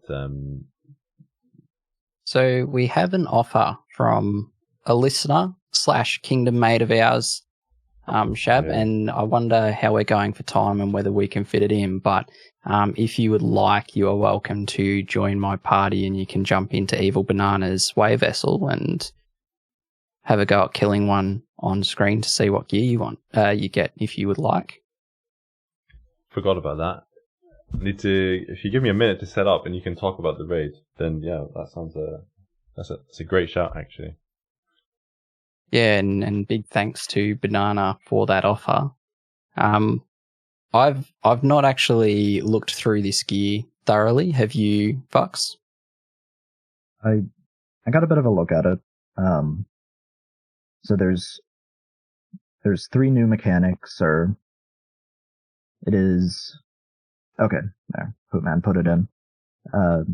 There's boots for each class, and they all have stun resistance. There's a temporary all 1-up proc on all the chests, all the chests, yeah. And then there's a very strange mechanic that reduces self damage. I guess that's recoil damage from double edge, and that's on all the helmets. Not quite sure what to make of those kind of unique features of the gear. Just the raw stats, they're, as far as I can tell, they look like lunar upgrades. So the same people that were farming for lunar gear, that is to say, it has base attack and magic on the mage gear. Yeah. So potentially this is something that Swashes would really want, is, you can get the Asker armor, which will have, say, a bunch of built-in base attack. It'll have a bunch of sockets, and I guess this T-all, or you get it on the boots for stun resistance, since that's really important for a dex class. Well, yeah, for Swash in general, that actually just removes the need for steady pendant. Or Almond's hat, or Atlas, Yeah, so it looks like it's got a tiny bit more attack than Lunar Boots. It's got Dex on it as a base, which is cool. The materials are somewhat more brutal because it takes, I guess it's Solarite versus Titanium. That's not too bad. Earthstone and Souls are not that difficult as well. That's, the the defense is pretty high though, right? So 260 base defense. You'd be able to cancel that out, wouldn't you, Shab? Yeah, no problem. I think the only thing is, from what I've heard, the proc rate isn't super high on the chest. I don't know if it's a bug or it's it's on kind of the imagination weapon kind of level where. Yeah. If it's like a 1% or 2%, then super small. you would never really tell. Yeah. Yeah. But it would represent 25% more damage when it does go off. So. Yeah. Interesting. I mean, Major's saying there, use the chest 100 turns, didn't get it proc once. So, I mean, what's the point in having it, really? Yeah, okay. Yeah, that's interesting. All right, you turned into it. Fire us an invite then, Danny. Oh, yeah, I should do that. Have you turned into a desk? Yeah. All right, the camera's kind of off here, but... That's all right. I got you, Shabbash. Oh, you've already invited him? Mm-hmm. Thank you. Thank you. So the way vessel that you want to go to, Shabbash, is Evil Banana. Evil Banana. And, yeah. And it doesn't hurt for Fux and myself to jump across as well, I guess. And if for some reason you whiff on the boss, we can help out. Yeah, we're going to take this down together, right? This is very generous from Evil Banana, by the way. Really appreciate this. Let's see how long it takes to load. Thank you. Put events on. Yeah, I don't know how many raids he's got around, but sometimes raids have been taking quite long for me to load at certain wave vessels. Don't know about you guys. I've noticed it also. I don't know if it has anything to do with the number of raids. I don't know if I've seen that correlation, but every now and then I'll get just World Raid boss bugged. It'll take a few minutes sometimes to just kind of resolve itself. I don't know if it's just waiting around and trying to speak with the server or what. Yeah.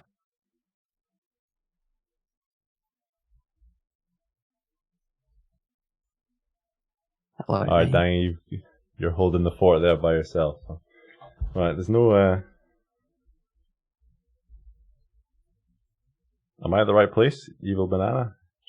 Yeah. Yeah, they're just not spawning in. It'll just be the event bossing issue, so that's all right. We can probably keep chattering, and once it pops up... Firing. What's next on the topic list, Danny? So next is actually the event that we are currently in, which is it called the Lords of Nothrin? Is that the new name for the Surtur event? Nothrin Legends. Nothrin Legends. That introduced for us 4 raids, 4 Kingdom raids, with 2 of them being new. So we had T5 Surtur and T10 Arisen Surtur in July last year, and from what I can tell, no gear has changed for those raids. Yeah, that's right. The only change is the skill change, the Ragnarok. Right. Which we, for the life of us, collectively can't work out how to get to do a large amount of damage to us, right? It seems tied to debuffs, but not quite sure exactly how. Oh, was that 112k on a sword? Whoa. What's your attack on right now, Shab? No idea. I don't have any swash gear on here. So I'm swash spec, but in Gauntlet gear, I'm actually using I have no swash bonus right now, so I don't know. Because are you on Seeker or something, are you? No, I'm on swash, but You're on swash, my defense is like 4k, so I don't have any bonus. Oh, okay. Right. Wow, that's a lot of damage. Yeah, so Surtur seems the same. Really good boss at probably both tiers, really. Like, if you can get a hold of a Surtur chest in any tier below tier 10, because I think this is what happened last year, is that people weren't tier 10 and they got really bummed out say they were sitting in tier 9 and they're like, I'm bummed out because I can't get that Serta chest that everyone's chasing, or, you know, those view distance weapons that are really cool and whatever. The T5 chest and weapons have a lot of utility, even before tier 10. So that chest still has higher ward than an Apollyon chest, right? The T5 one. Crazy. So good. So good. Very, very, very good item. So you can still chase that one. And the regular Serta sword, even if you just get a common, right? You get 2 commons. They've got, once you master forge them, 7 slots each. And now that you have the ability to put a view distance adornments in, which is the war gems from Third Horseman, you can get a massive bonus to your view distance just by rocking 2 Serta swords full of war adorns. So definitely still worth chasing regular Serta if you aren't yet tier 10 just to get those items. I don't know that the boots or the hat or the shield are that useful. The shield at T5 I think still maxes out somewhere close to like 400 or 500 defense and res, which actually isn't terrible. That's a lot. Before tier 10. So maybe an item to look for as well. But otherwise, in tier 10, the chest, phenomenal, best in slot for pure ward. Arguable between that and Fey Yeti in general. Fey Yeti might have a little bit more utility outside of just straight up ward, but the Serta chest can be used on all classes, great ward. The boots, absolutely spectacular dex boots. They're probably one of, if not the best shoes to be wearing as a deity for defense, for PvP defense with that huge dex. I mean, it could be Fey boots instead, but those are very, very good. And then the hat is a massive boon to HP. What is it at Perfect, Fox? It's like over 2,000 HP once you Demon Forge it. Yeah. See, mine's 2,400 HP. Oh. And yours is God Forged, yeah? That's God Forged with HP gems, but yeah. Yeah. So in PvP, that translates to twice that. So that's a really big deal. So that's a massive boon for all classes again. But I mean, if you're building a HP monster, Beowulf, who wants to survive turn 1 of a swashbuckler, that can be a really good item for you. The Arisen Serta shield is phenomenal. Defense and resistance splits on and offhand. It cannot be beat. It does give you negative ward, so it's sort of an interesting item. There's a semi-use for having one that is legendary instead of ornate, but I honestly don't think that people should chase that too much. If they get anything that's legendary or higher, it has a lot of utility for PvP builds, for defense again. And then the Serta swords being the probably the best all-round view distance weapons that you can use in both your hands, with maybe the exception of one that came this month through the new boss. Oh. And I'm not sure if either of you guys want to have a run through help and let us know about this new one. I think you're the most informed. Am I? Okay, all right. So there was a new boss added in this event, which we didn't see.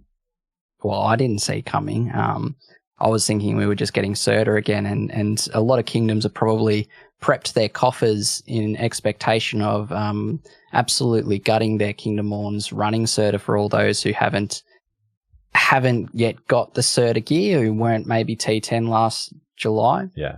There's a new boss called Hell. So there's a T5 and a T10 variant. There's a couple of new cool items from here. I think there'd be a couple that you'd be pretty excited about. Shabbash, one of them is these new arrows. Have you had a chance to have a look over the arrows at all? Arrows look super nice.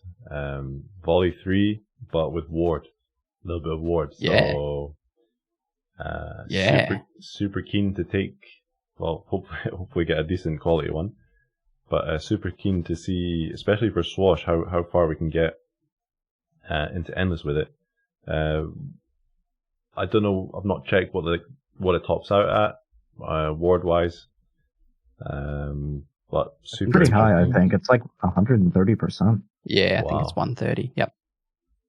That's pretty crazy. I mean, for PvP as well, like volley 3, mana free, raiding, mana free again. Potentially just mental. Yeah, I think just a really nice option, like a really valid option. Yep. And then obviously like the tier 5 version having volley 2. Oh, volley 2 is I think like the best melee, or one of the best melee early to mid game skills. It can carry you from tier 5 to tier 10. Yeah. The bows seem pretty good as well. Just on that view distance idea, that they are like the Surtur swords, view distance, a whole bunch of adorned slots. The damage on them isn't bad, and they have mana as well. It's a really good world item. Don't they have one extra adornment slot than the sword, than Surtur sword? Am I hearing that correctly? They do. The Arisen, the higher tier, Hell Hest, I think it is. Yeah. It has one more adornment even than the sword. So for people that are going for max view distance, it's the new best. I've already got 2 commons cooking up because, as previously discussed, Beowulf can use rogue items for some reason. And I need all the view distance I can get since I don't run Seeker. It's going to hurt you when the view distance, Thief Gear comes off Beowulf one day. But yeah, those bows are cool. Like having an extra slot is a big deal, isn't it? And probably smart to upgrade commons because of the materials including both Greater Souls and Solarite. Because that can gut your reserves that you want to use for Ascensions. Whereas if you upgrade just commons, it won't cost you as much. Yeah, I mean, obviously, if you're world farming and traveling around, you might need to give up that for a slightly higher damaging weapon, but depends what class you are. Yeah. Yeah. So the bows are pretty cool. There are other items like the boots. What are they called? The feathers is the arrows, right? Hell Hest is the bow. The boots are just called the boots, and the garb is just called the garb. The garb's pretty. So Arisen Hell's garb, pretty interesting. It's got decent base ward. Is that the same as Abyssal stuff or Realm stuff? I should say 6% base, which is prior to Surtur chest existing was very good ward, and now it's just okay ward. Yeah. But yeah, more relevant, I guess, is that it has blind and stun immune, which yeah, pretty nice. Super important immunes. Yeah. And it's got higher base resistance than the Apollyon stuff, because Apollyon stuff has a garb, wouldn't have high resistance at all, whereas this is split stats, right? So at 200% for Demon Forged one, it'd be 1,124 both defense and resistance. Plus, dexterity as its off stat, but then the same ward as the realm stuff. But those status immunities, like you said, fucks, because that takes away a whole accessory for PvP. Good point. Stun. Yep. Mm. Which you don't need if you are steadfast, as we talked about earlier, but for Realm Shifter, it's it'd be good. Beowulf as well, maybe. Good option. That's the thing. Just another option, a bit more diversity, gear choice, which is always good in my opinion. Have you been theory crafting anything with these new items for your realm, Shad? Like the garb, interesting to you at all? Not yet. I mean, I've got a pretty decent chest that I'm using. I've got a Fey Raven garb, which is super nice. I'm not sure I'm going to be replacing that. Right. Personally. So. Yeah. Yeah. There could be uses for it, though. Definitely. I'm definitely going to hopefully get a decent one. Yeah. On that point, are you guys well, you're both in the same kingdom now, but are you running both Surtur and Hell in equal quantities, like 1 and 1, or? Yeah. I think like on day one it felt that way, like because people typically what happens is people are just excited and they don't know whether the gear is really good or not. They just go ham and just try to get it. And then what's happened over the last couple of days is that it's sort of balanced out a little bit more. Don't kill yourself, Shab. No, it's gone. No. Is it's balanced out a little bit more to mainly Surtur with a lower rotation of Hell, because I think people aren't as interested in the Hell gear as they are the Surtur gear. Personally, the arrows are nearly the most appealing item out of this whole event to me. I think those arrows could change the gauntleting experience. They could make it so much, I don't know, like less stressful or efficient or whatever. Is just do a couple of buffs, then sit there hitting volley for an entire gauntlet and you're done. Oh, here we go. Yeah, they've popped up for me as well. Great shot. So it only took about 5, I did three dungeons in that time. I was saying something about attacking a mob, or maybe once you interacted with that inn, maybe there's something where it has to synchronize with the server in some way. Yeah, Just, okay. speculating here. Alright, Anyway. So Arisen Yggdrasil. I need to spend some time reading some books between now and next podcast. I'm just embarrassing myself. So yeah, I don't have Petrify. I do actually have Petrify resistant immunity on my raid loadout with the Avalon Crown, but not in my dungeon loadout, as Poohman was very observant. Of course, as soon as enter the raid, my thing dropped. So, what are the main mechanics here then with this raid boss?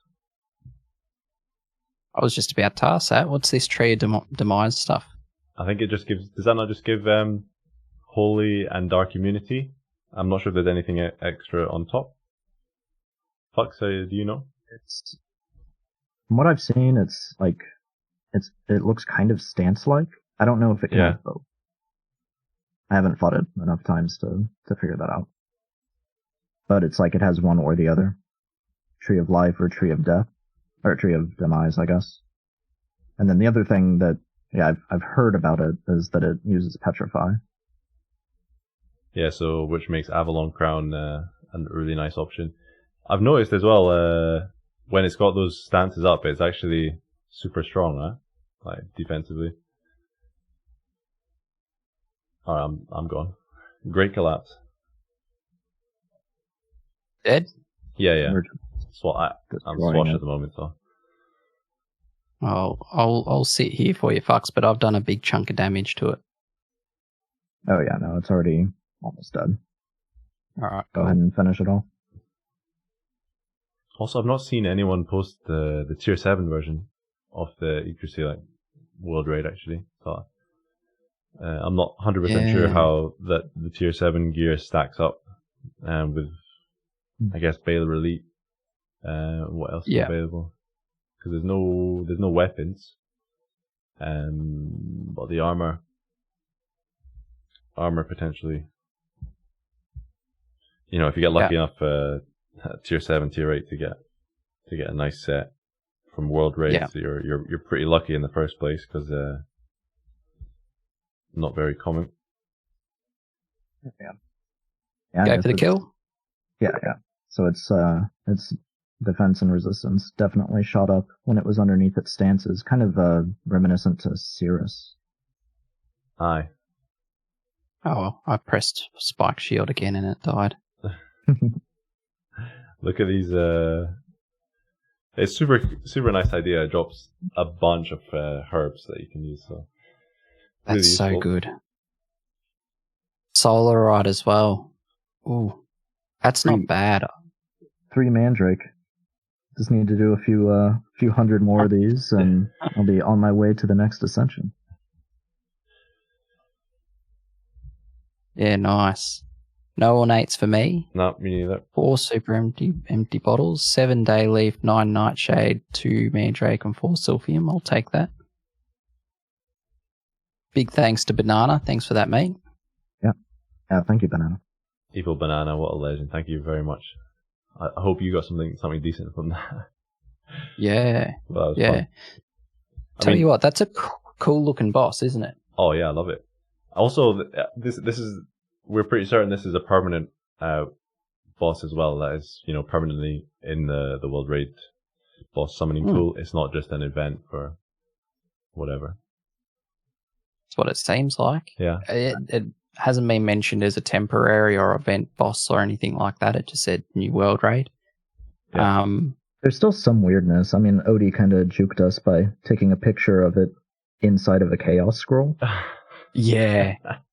I'm not sure if there might be something more here, but I don't know. Yeah. I like it. Cool new boss. I don't like that it's diluted my chances at quality Ashen Pinions even further. I'll silently cry about that because I do want a full suite of quality Ashen Pinions, but I don't know if that's even going to be a possible thing.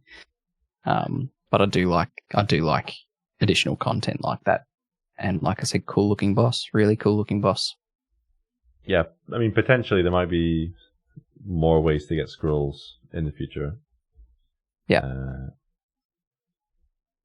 Let's wait and see. Let's wait and see. Yeah. Mentioned a lot, but also maybe the potential for non-scroll sources for World Raid bosses would be really interesting as well. Yeah. So Banana's written that he got nothing, and then Crispy's chimed in to mention about his luck. I got to let you know this, Shab. So Chris Bacon's just gotten back into the game after a big absence. He hasn't been playing since probably before Kerberos, and he's jumped back in. Right. He summoned, I think it was 4 Ashen Phoenixes, and he got 2 ornate sets of legs. He got a 200% set of mage legs from Ashen Phoenix. He got 4 total pinions out of those 4 phoenixes. 2 of them were 2%ers, and the other 2 are broken. So he's got a set of warrior legs, a set of mage legs, and 4 cool pinions out of 4 phoenixes. I don't know what to say.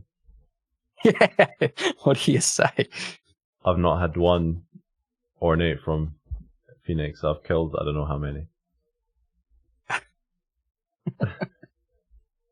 For a while there, I was feeding phoenixes to Modangy, like, a few a day, every day. Need to play Just trying to get him some ornate phoenix gear. It took a while. It took a month or more. Yeah, I think the count was like for ones that I'd done 50% damage to or more. It's really hard because Codex only shows you if you slay it. But I think I was counting and it was around 160 before I got something. But I got 3 pieces within quick succession, all for warrior, and it was head, chest, and legs, all in quick succession. So I was blessed that way. But it took, it was a lot before we even got there. But yeah, that boss, that new one's pretty cool. I like it, and thanks again, Banana, for letting us use it. I'm not sure if we want to talk much more about the actual July event. Are you guys going ham on it? Shab, is Earthen Empire spending much horns, or are you guys already set up from last year? No, we've been kind of slowly saving some horns, perhaps in a bit more of an organized fashion than previously. To be fair though, we are kind of super chilled guild. I think people don't realize how chilled we are. But we've built up some savings, and we're definitely gonna, because we've got a bunch of players who weren't around for last time, who obviously want to get the chest, number 1 priority. So currently we've been going 1-1 with Arisen Hell and Arisen Surtur.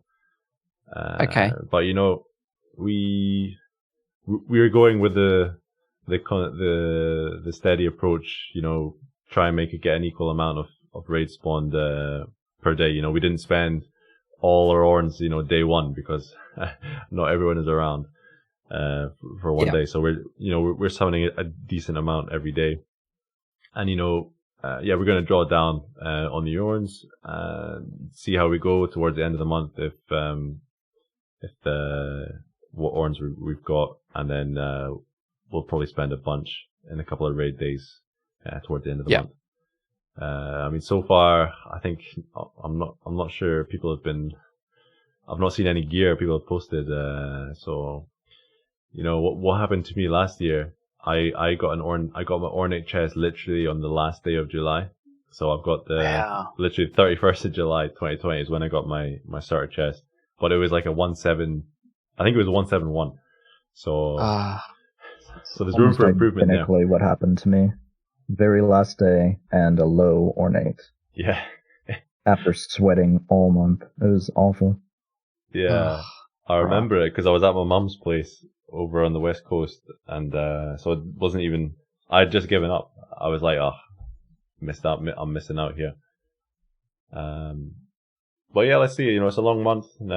Still a long way to go. So 4 weeks left to get it. So yeah, I'm positive that I can get some decent stuff, and I hope everyone else can get some decent gear as well, because the chest is just so. It's so much easier to get relatively than the Fey Yeti coat. And super useful for lots of end game content. Doing more damage in raids, being able to go further and end this. More survivability. Ward is number one survivability.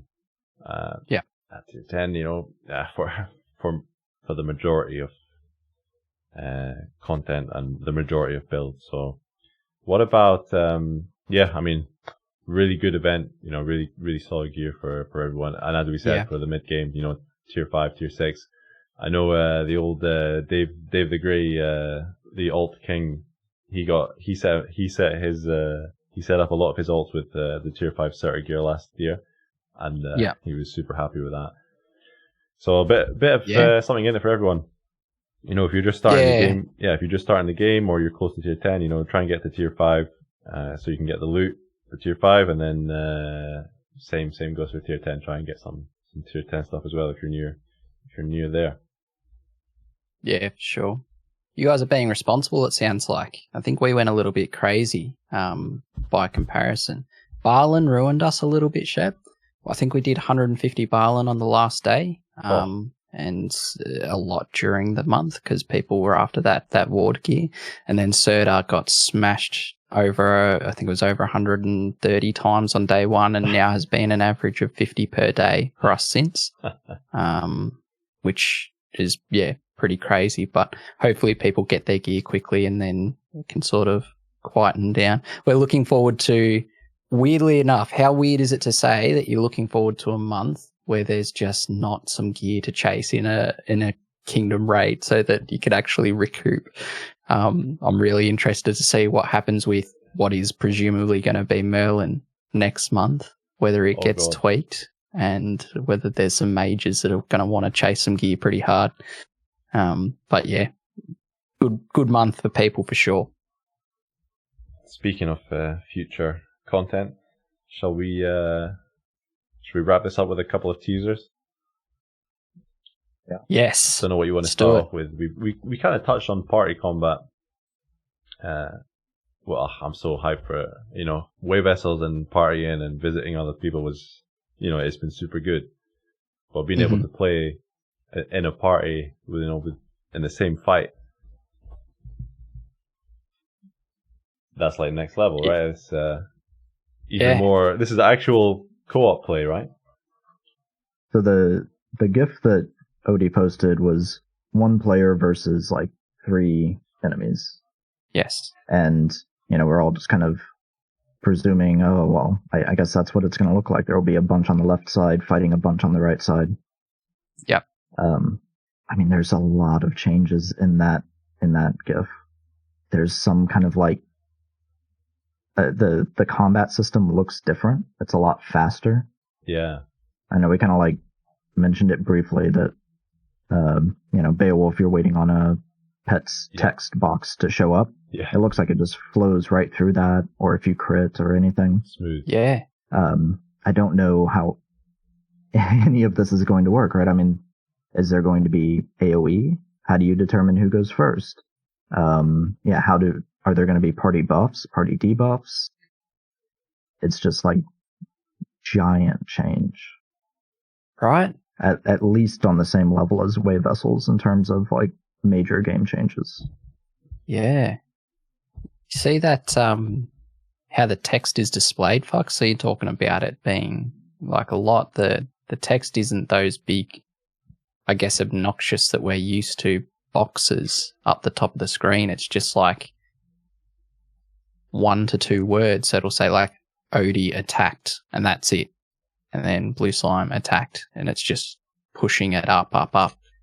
Just like a little so scrolling battle text, and it just flies right by. Yeah, smooth. Yeah. It looks super smooth. That's what I noticed. Super smooth and fast, and yeah, really nice.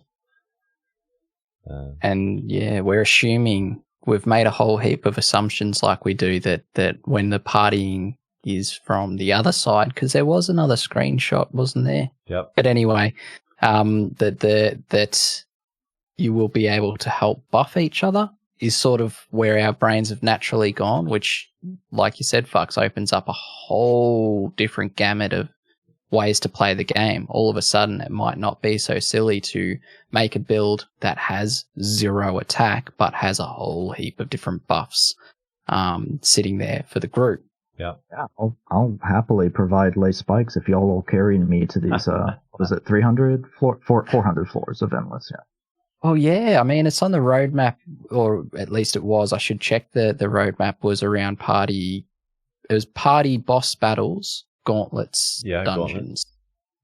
So, yeah.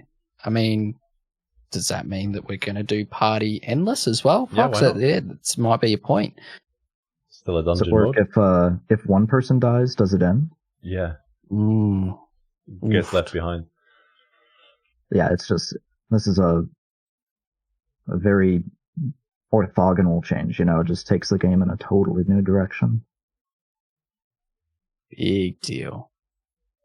Huge deal. I mean, yeah. I wonder if you guys have played much on his other game, which is literally called Gauntlet. That had a bit more of a party kind of play style.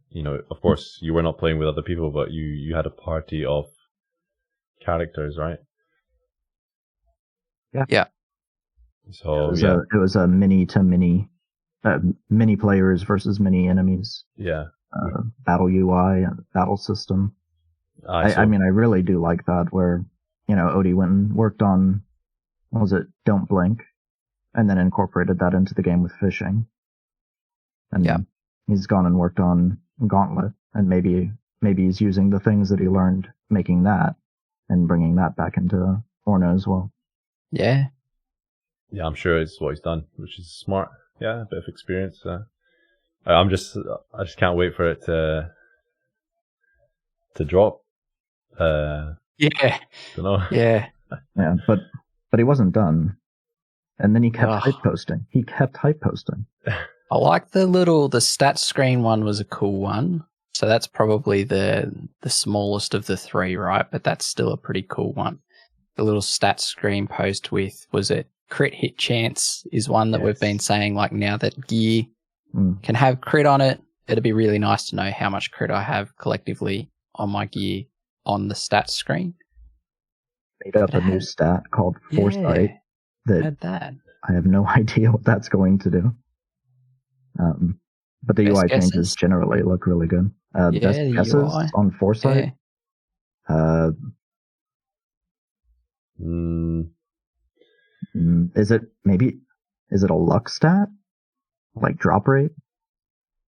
The only thing that comes to my mind with Foresight is the old Pokemon skill from Xatu, which always hits. Yeah. Yeah, like cast it like 3 turns in the future or something. That's I can't think of anything else. I mean, I'm sure I don't know if it's I mean, potentially it's something to do with this the new spec as well. Chronomancer. Yeah. Thanks, Odie.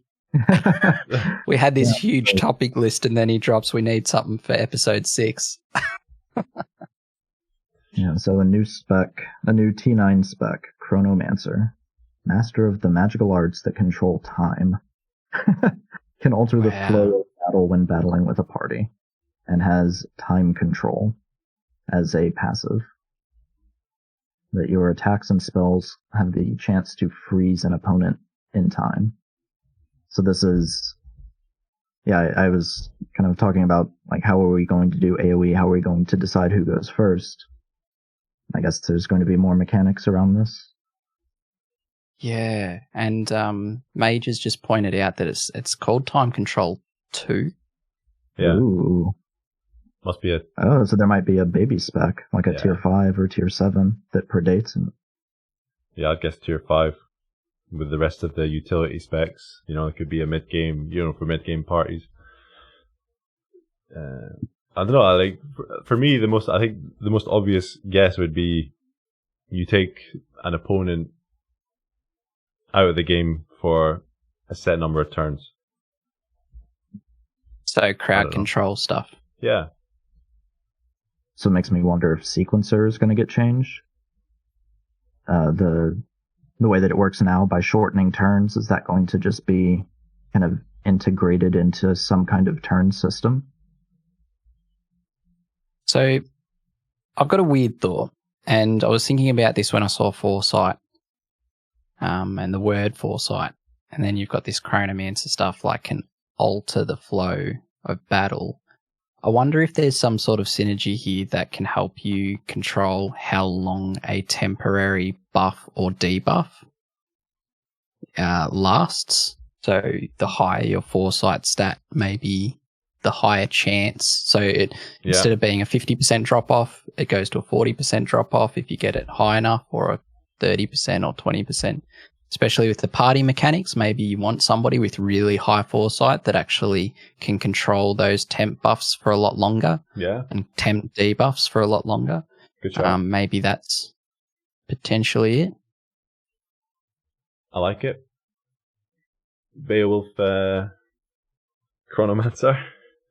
Yeah.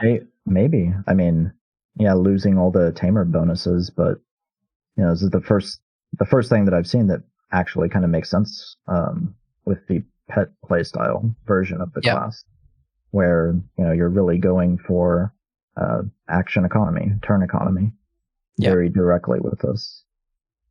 Pure support, especially in party play. Building more like a utility or a support. Something with like an Ashen Phoenix pet, just having Daphic channel up all the time. Yeah. Wonder if throughout that it'll some of the pet skills will get looked at about when they cast on the same turn that they are meant to drop off, how they just remain dropped off rather than applying that same turn. And then you've got obviously mimics issues with the debuff stuff. But I like this. Like you said, Fux, it's also got, what was it that you said in main Discord? Hiding in plain sight. It's got a whole UI suite of UI changes. It's like totally different on the stat sheet and then on the Chronomancer hype post. Everything running along the top. Mm-hmm. Yeah. Like, that's big differences. The most interesting thing there to me was the very leftmost tab, instead of being character, was party, which I thought was just really fascinating that was put first. Like, that's really going to be a focus, is focusing on party play and party mechanics. So you can actually access the party tab from, I guess, your main character menu rather than going into your ally list. Like, there isn't even a character menu. It's just a party menu. Oh, yeah. It's just a menu. I think it will, for everyone, it's going to take a bit of time to get used to, but you don't know how good something can be improved until it's actually there, so Yeah. Mm-hmm. Yeah. I mean, like, we're just used to the current system, so who knows if it's actually good or bad? It's just what we're used to. That's really interesting. I like the look of it. It's clean. It's neat. But yeah, wowee. Odie, this guy, he must be drinking liters of Blue V. He's been churning out so much stuff. Do you get any different colors of Blue V or just blue? There's different flavors. I was talking to Fox about this pre-podcast. I thought that Blue V was a pretty well-known brand, or just V, I should say, V energy drink. I thought it was a well-known brand, but apparently it's made in New Zealand. So yeah, there's different flavors. Green, just normal, is the default, but it's so sickly sweet by the end of the can, you just can't drink it. Blue V, I don't even know what the flavor is. You'd naturally assume blueberry, but I think it's actually closer to like a passion fruit or something. It tastes so delicious. One of the not just greatest energy drinks, but I actually really enjoy it as just a drink, which is a big problem when it's something that's so horrible for you. On the tier list, though, I would say that Blue V is number one as far as energy drinks go. So maybe I have to ship some out to you, Shabbash, someday. Do a tradesy for some Iron Brew. I don't drink energy drinks. Maybe you will. Maybe you'll drink this and everything will change. Nah. No. You just says no. There's a drink in New Zealand. I forgot what it's called, but there's it had a particular flavour. I can't remember. You're not from New Zealand anyway, so... Yeah, good story. Yeah, thanks. Cool story, bro. You're the one talking about drinks on a gaming podcast, so... Yeah. At least it's not as bad as the last time I brought up in B, but yeah. I finished my coffee safely this morning. If anyone else can tell that we're about to hit 3 hours. Yeah, I think we've covered quite a massive chunk of content there, which is been super good, super fun, super happy with how's it going. Fox, must be getting about close to 3 a.m. there. Yeah, it's almost 3 a.m. here. Holy cow. We've kept you up. You never stay up this late, right?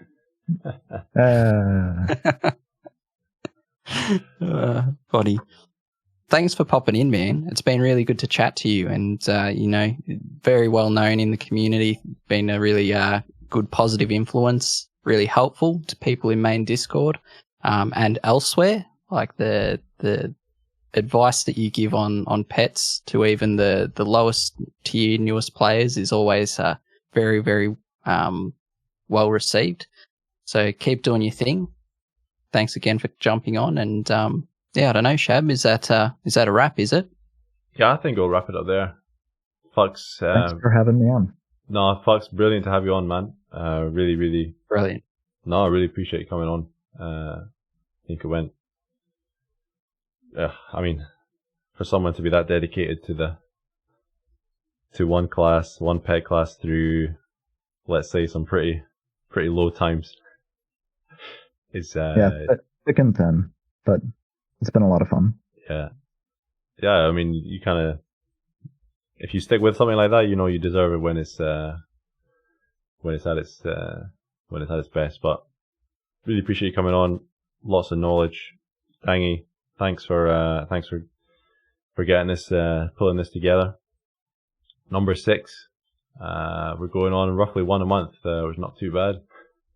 Not too bad. And that's been good. Yeah. So thanks everyone for tuning in live. We kind of covered a lot of time zones. I think Dangy got the long end of the stick this time, thankfully. He's had some early ones. Potentially Dangy, I think morning for you is a bit dangerous, right? So depending. Happy to work with whatever we need to do, but yeah. Just whatever the stock of Blue V's like. So thanks everyone for tuning in live, and of course, if you're watching this on the VOD or on YouTube or even on all the podcast players, thanks for listening. We really appreciate your support, Dangy and myself. We love it. Definitely. Yeah, it gets us hyped afterwards, and appreciate the good words. Fox, thanks again for coming. And thank you all so much. Yeah, we'll see you guys next time. And of course, if you've got any ideas what you want to see discussed, just hit us up on. I think Discord's the best place. Mod Dangy is pretty available. I'm pretty available as well. So on that note, have a good day, guys. Have a good night's sleep, Fox, and we'll see you all soon. Thanks, guys. See ya. Ciao.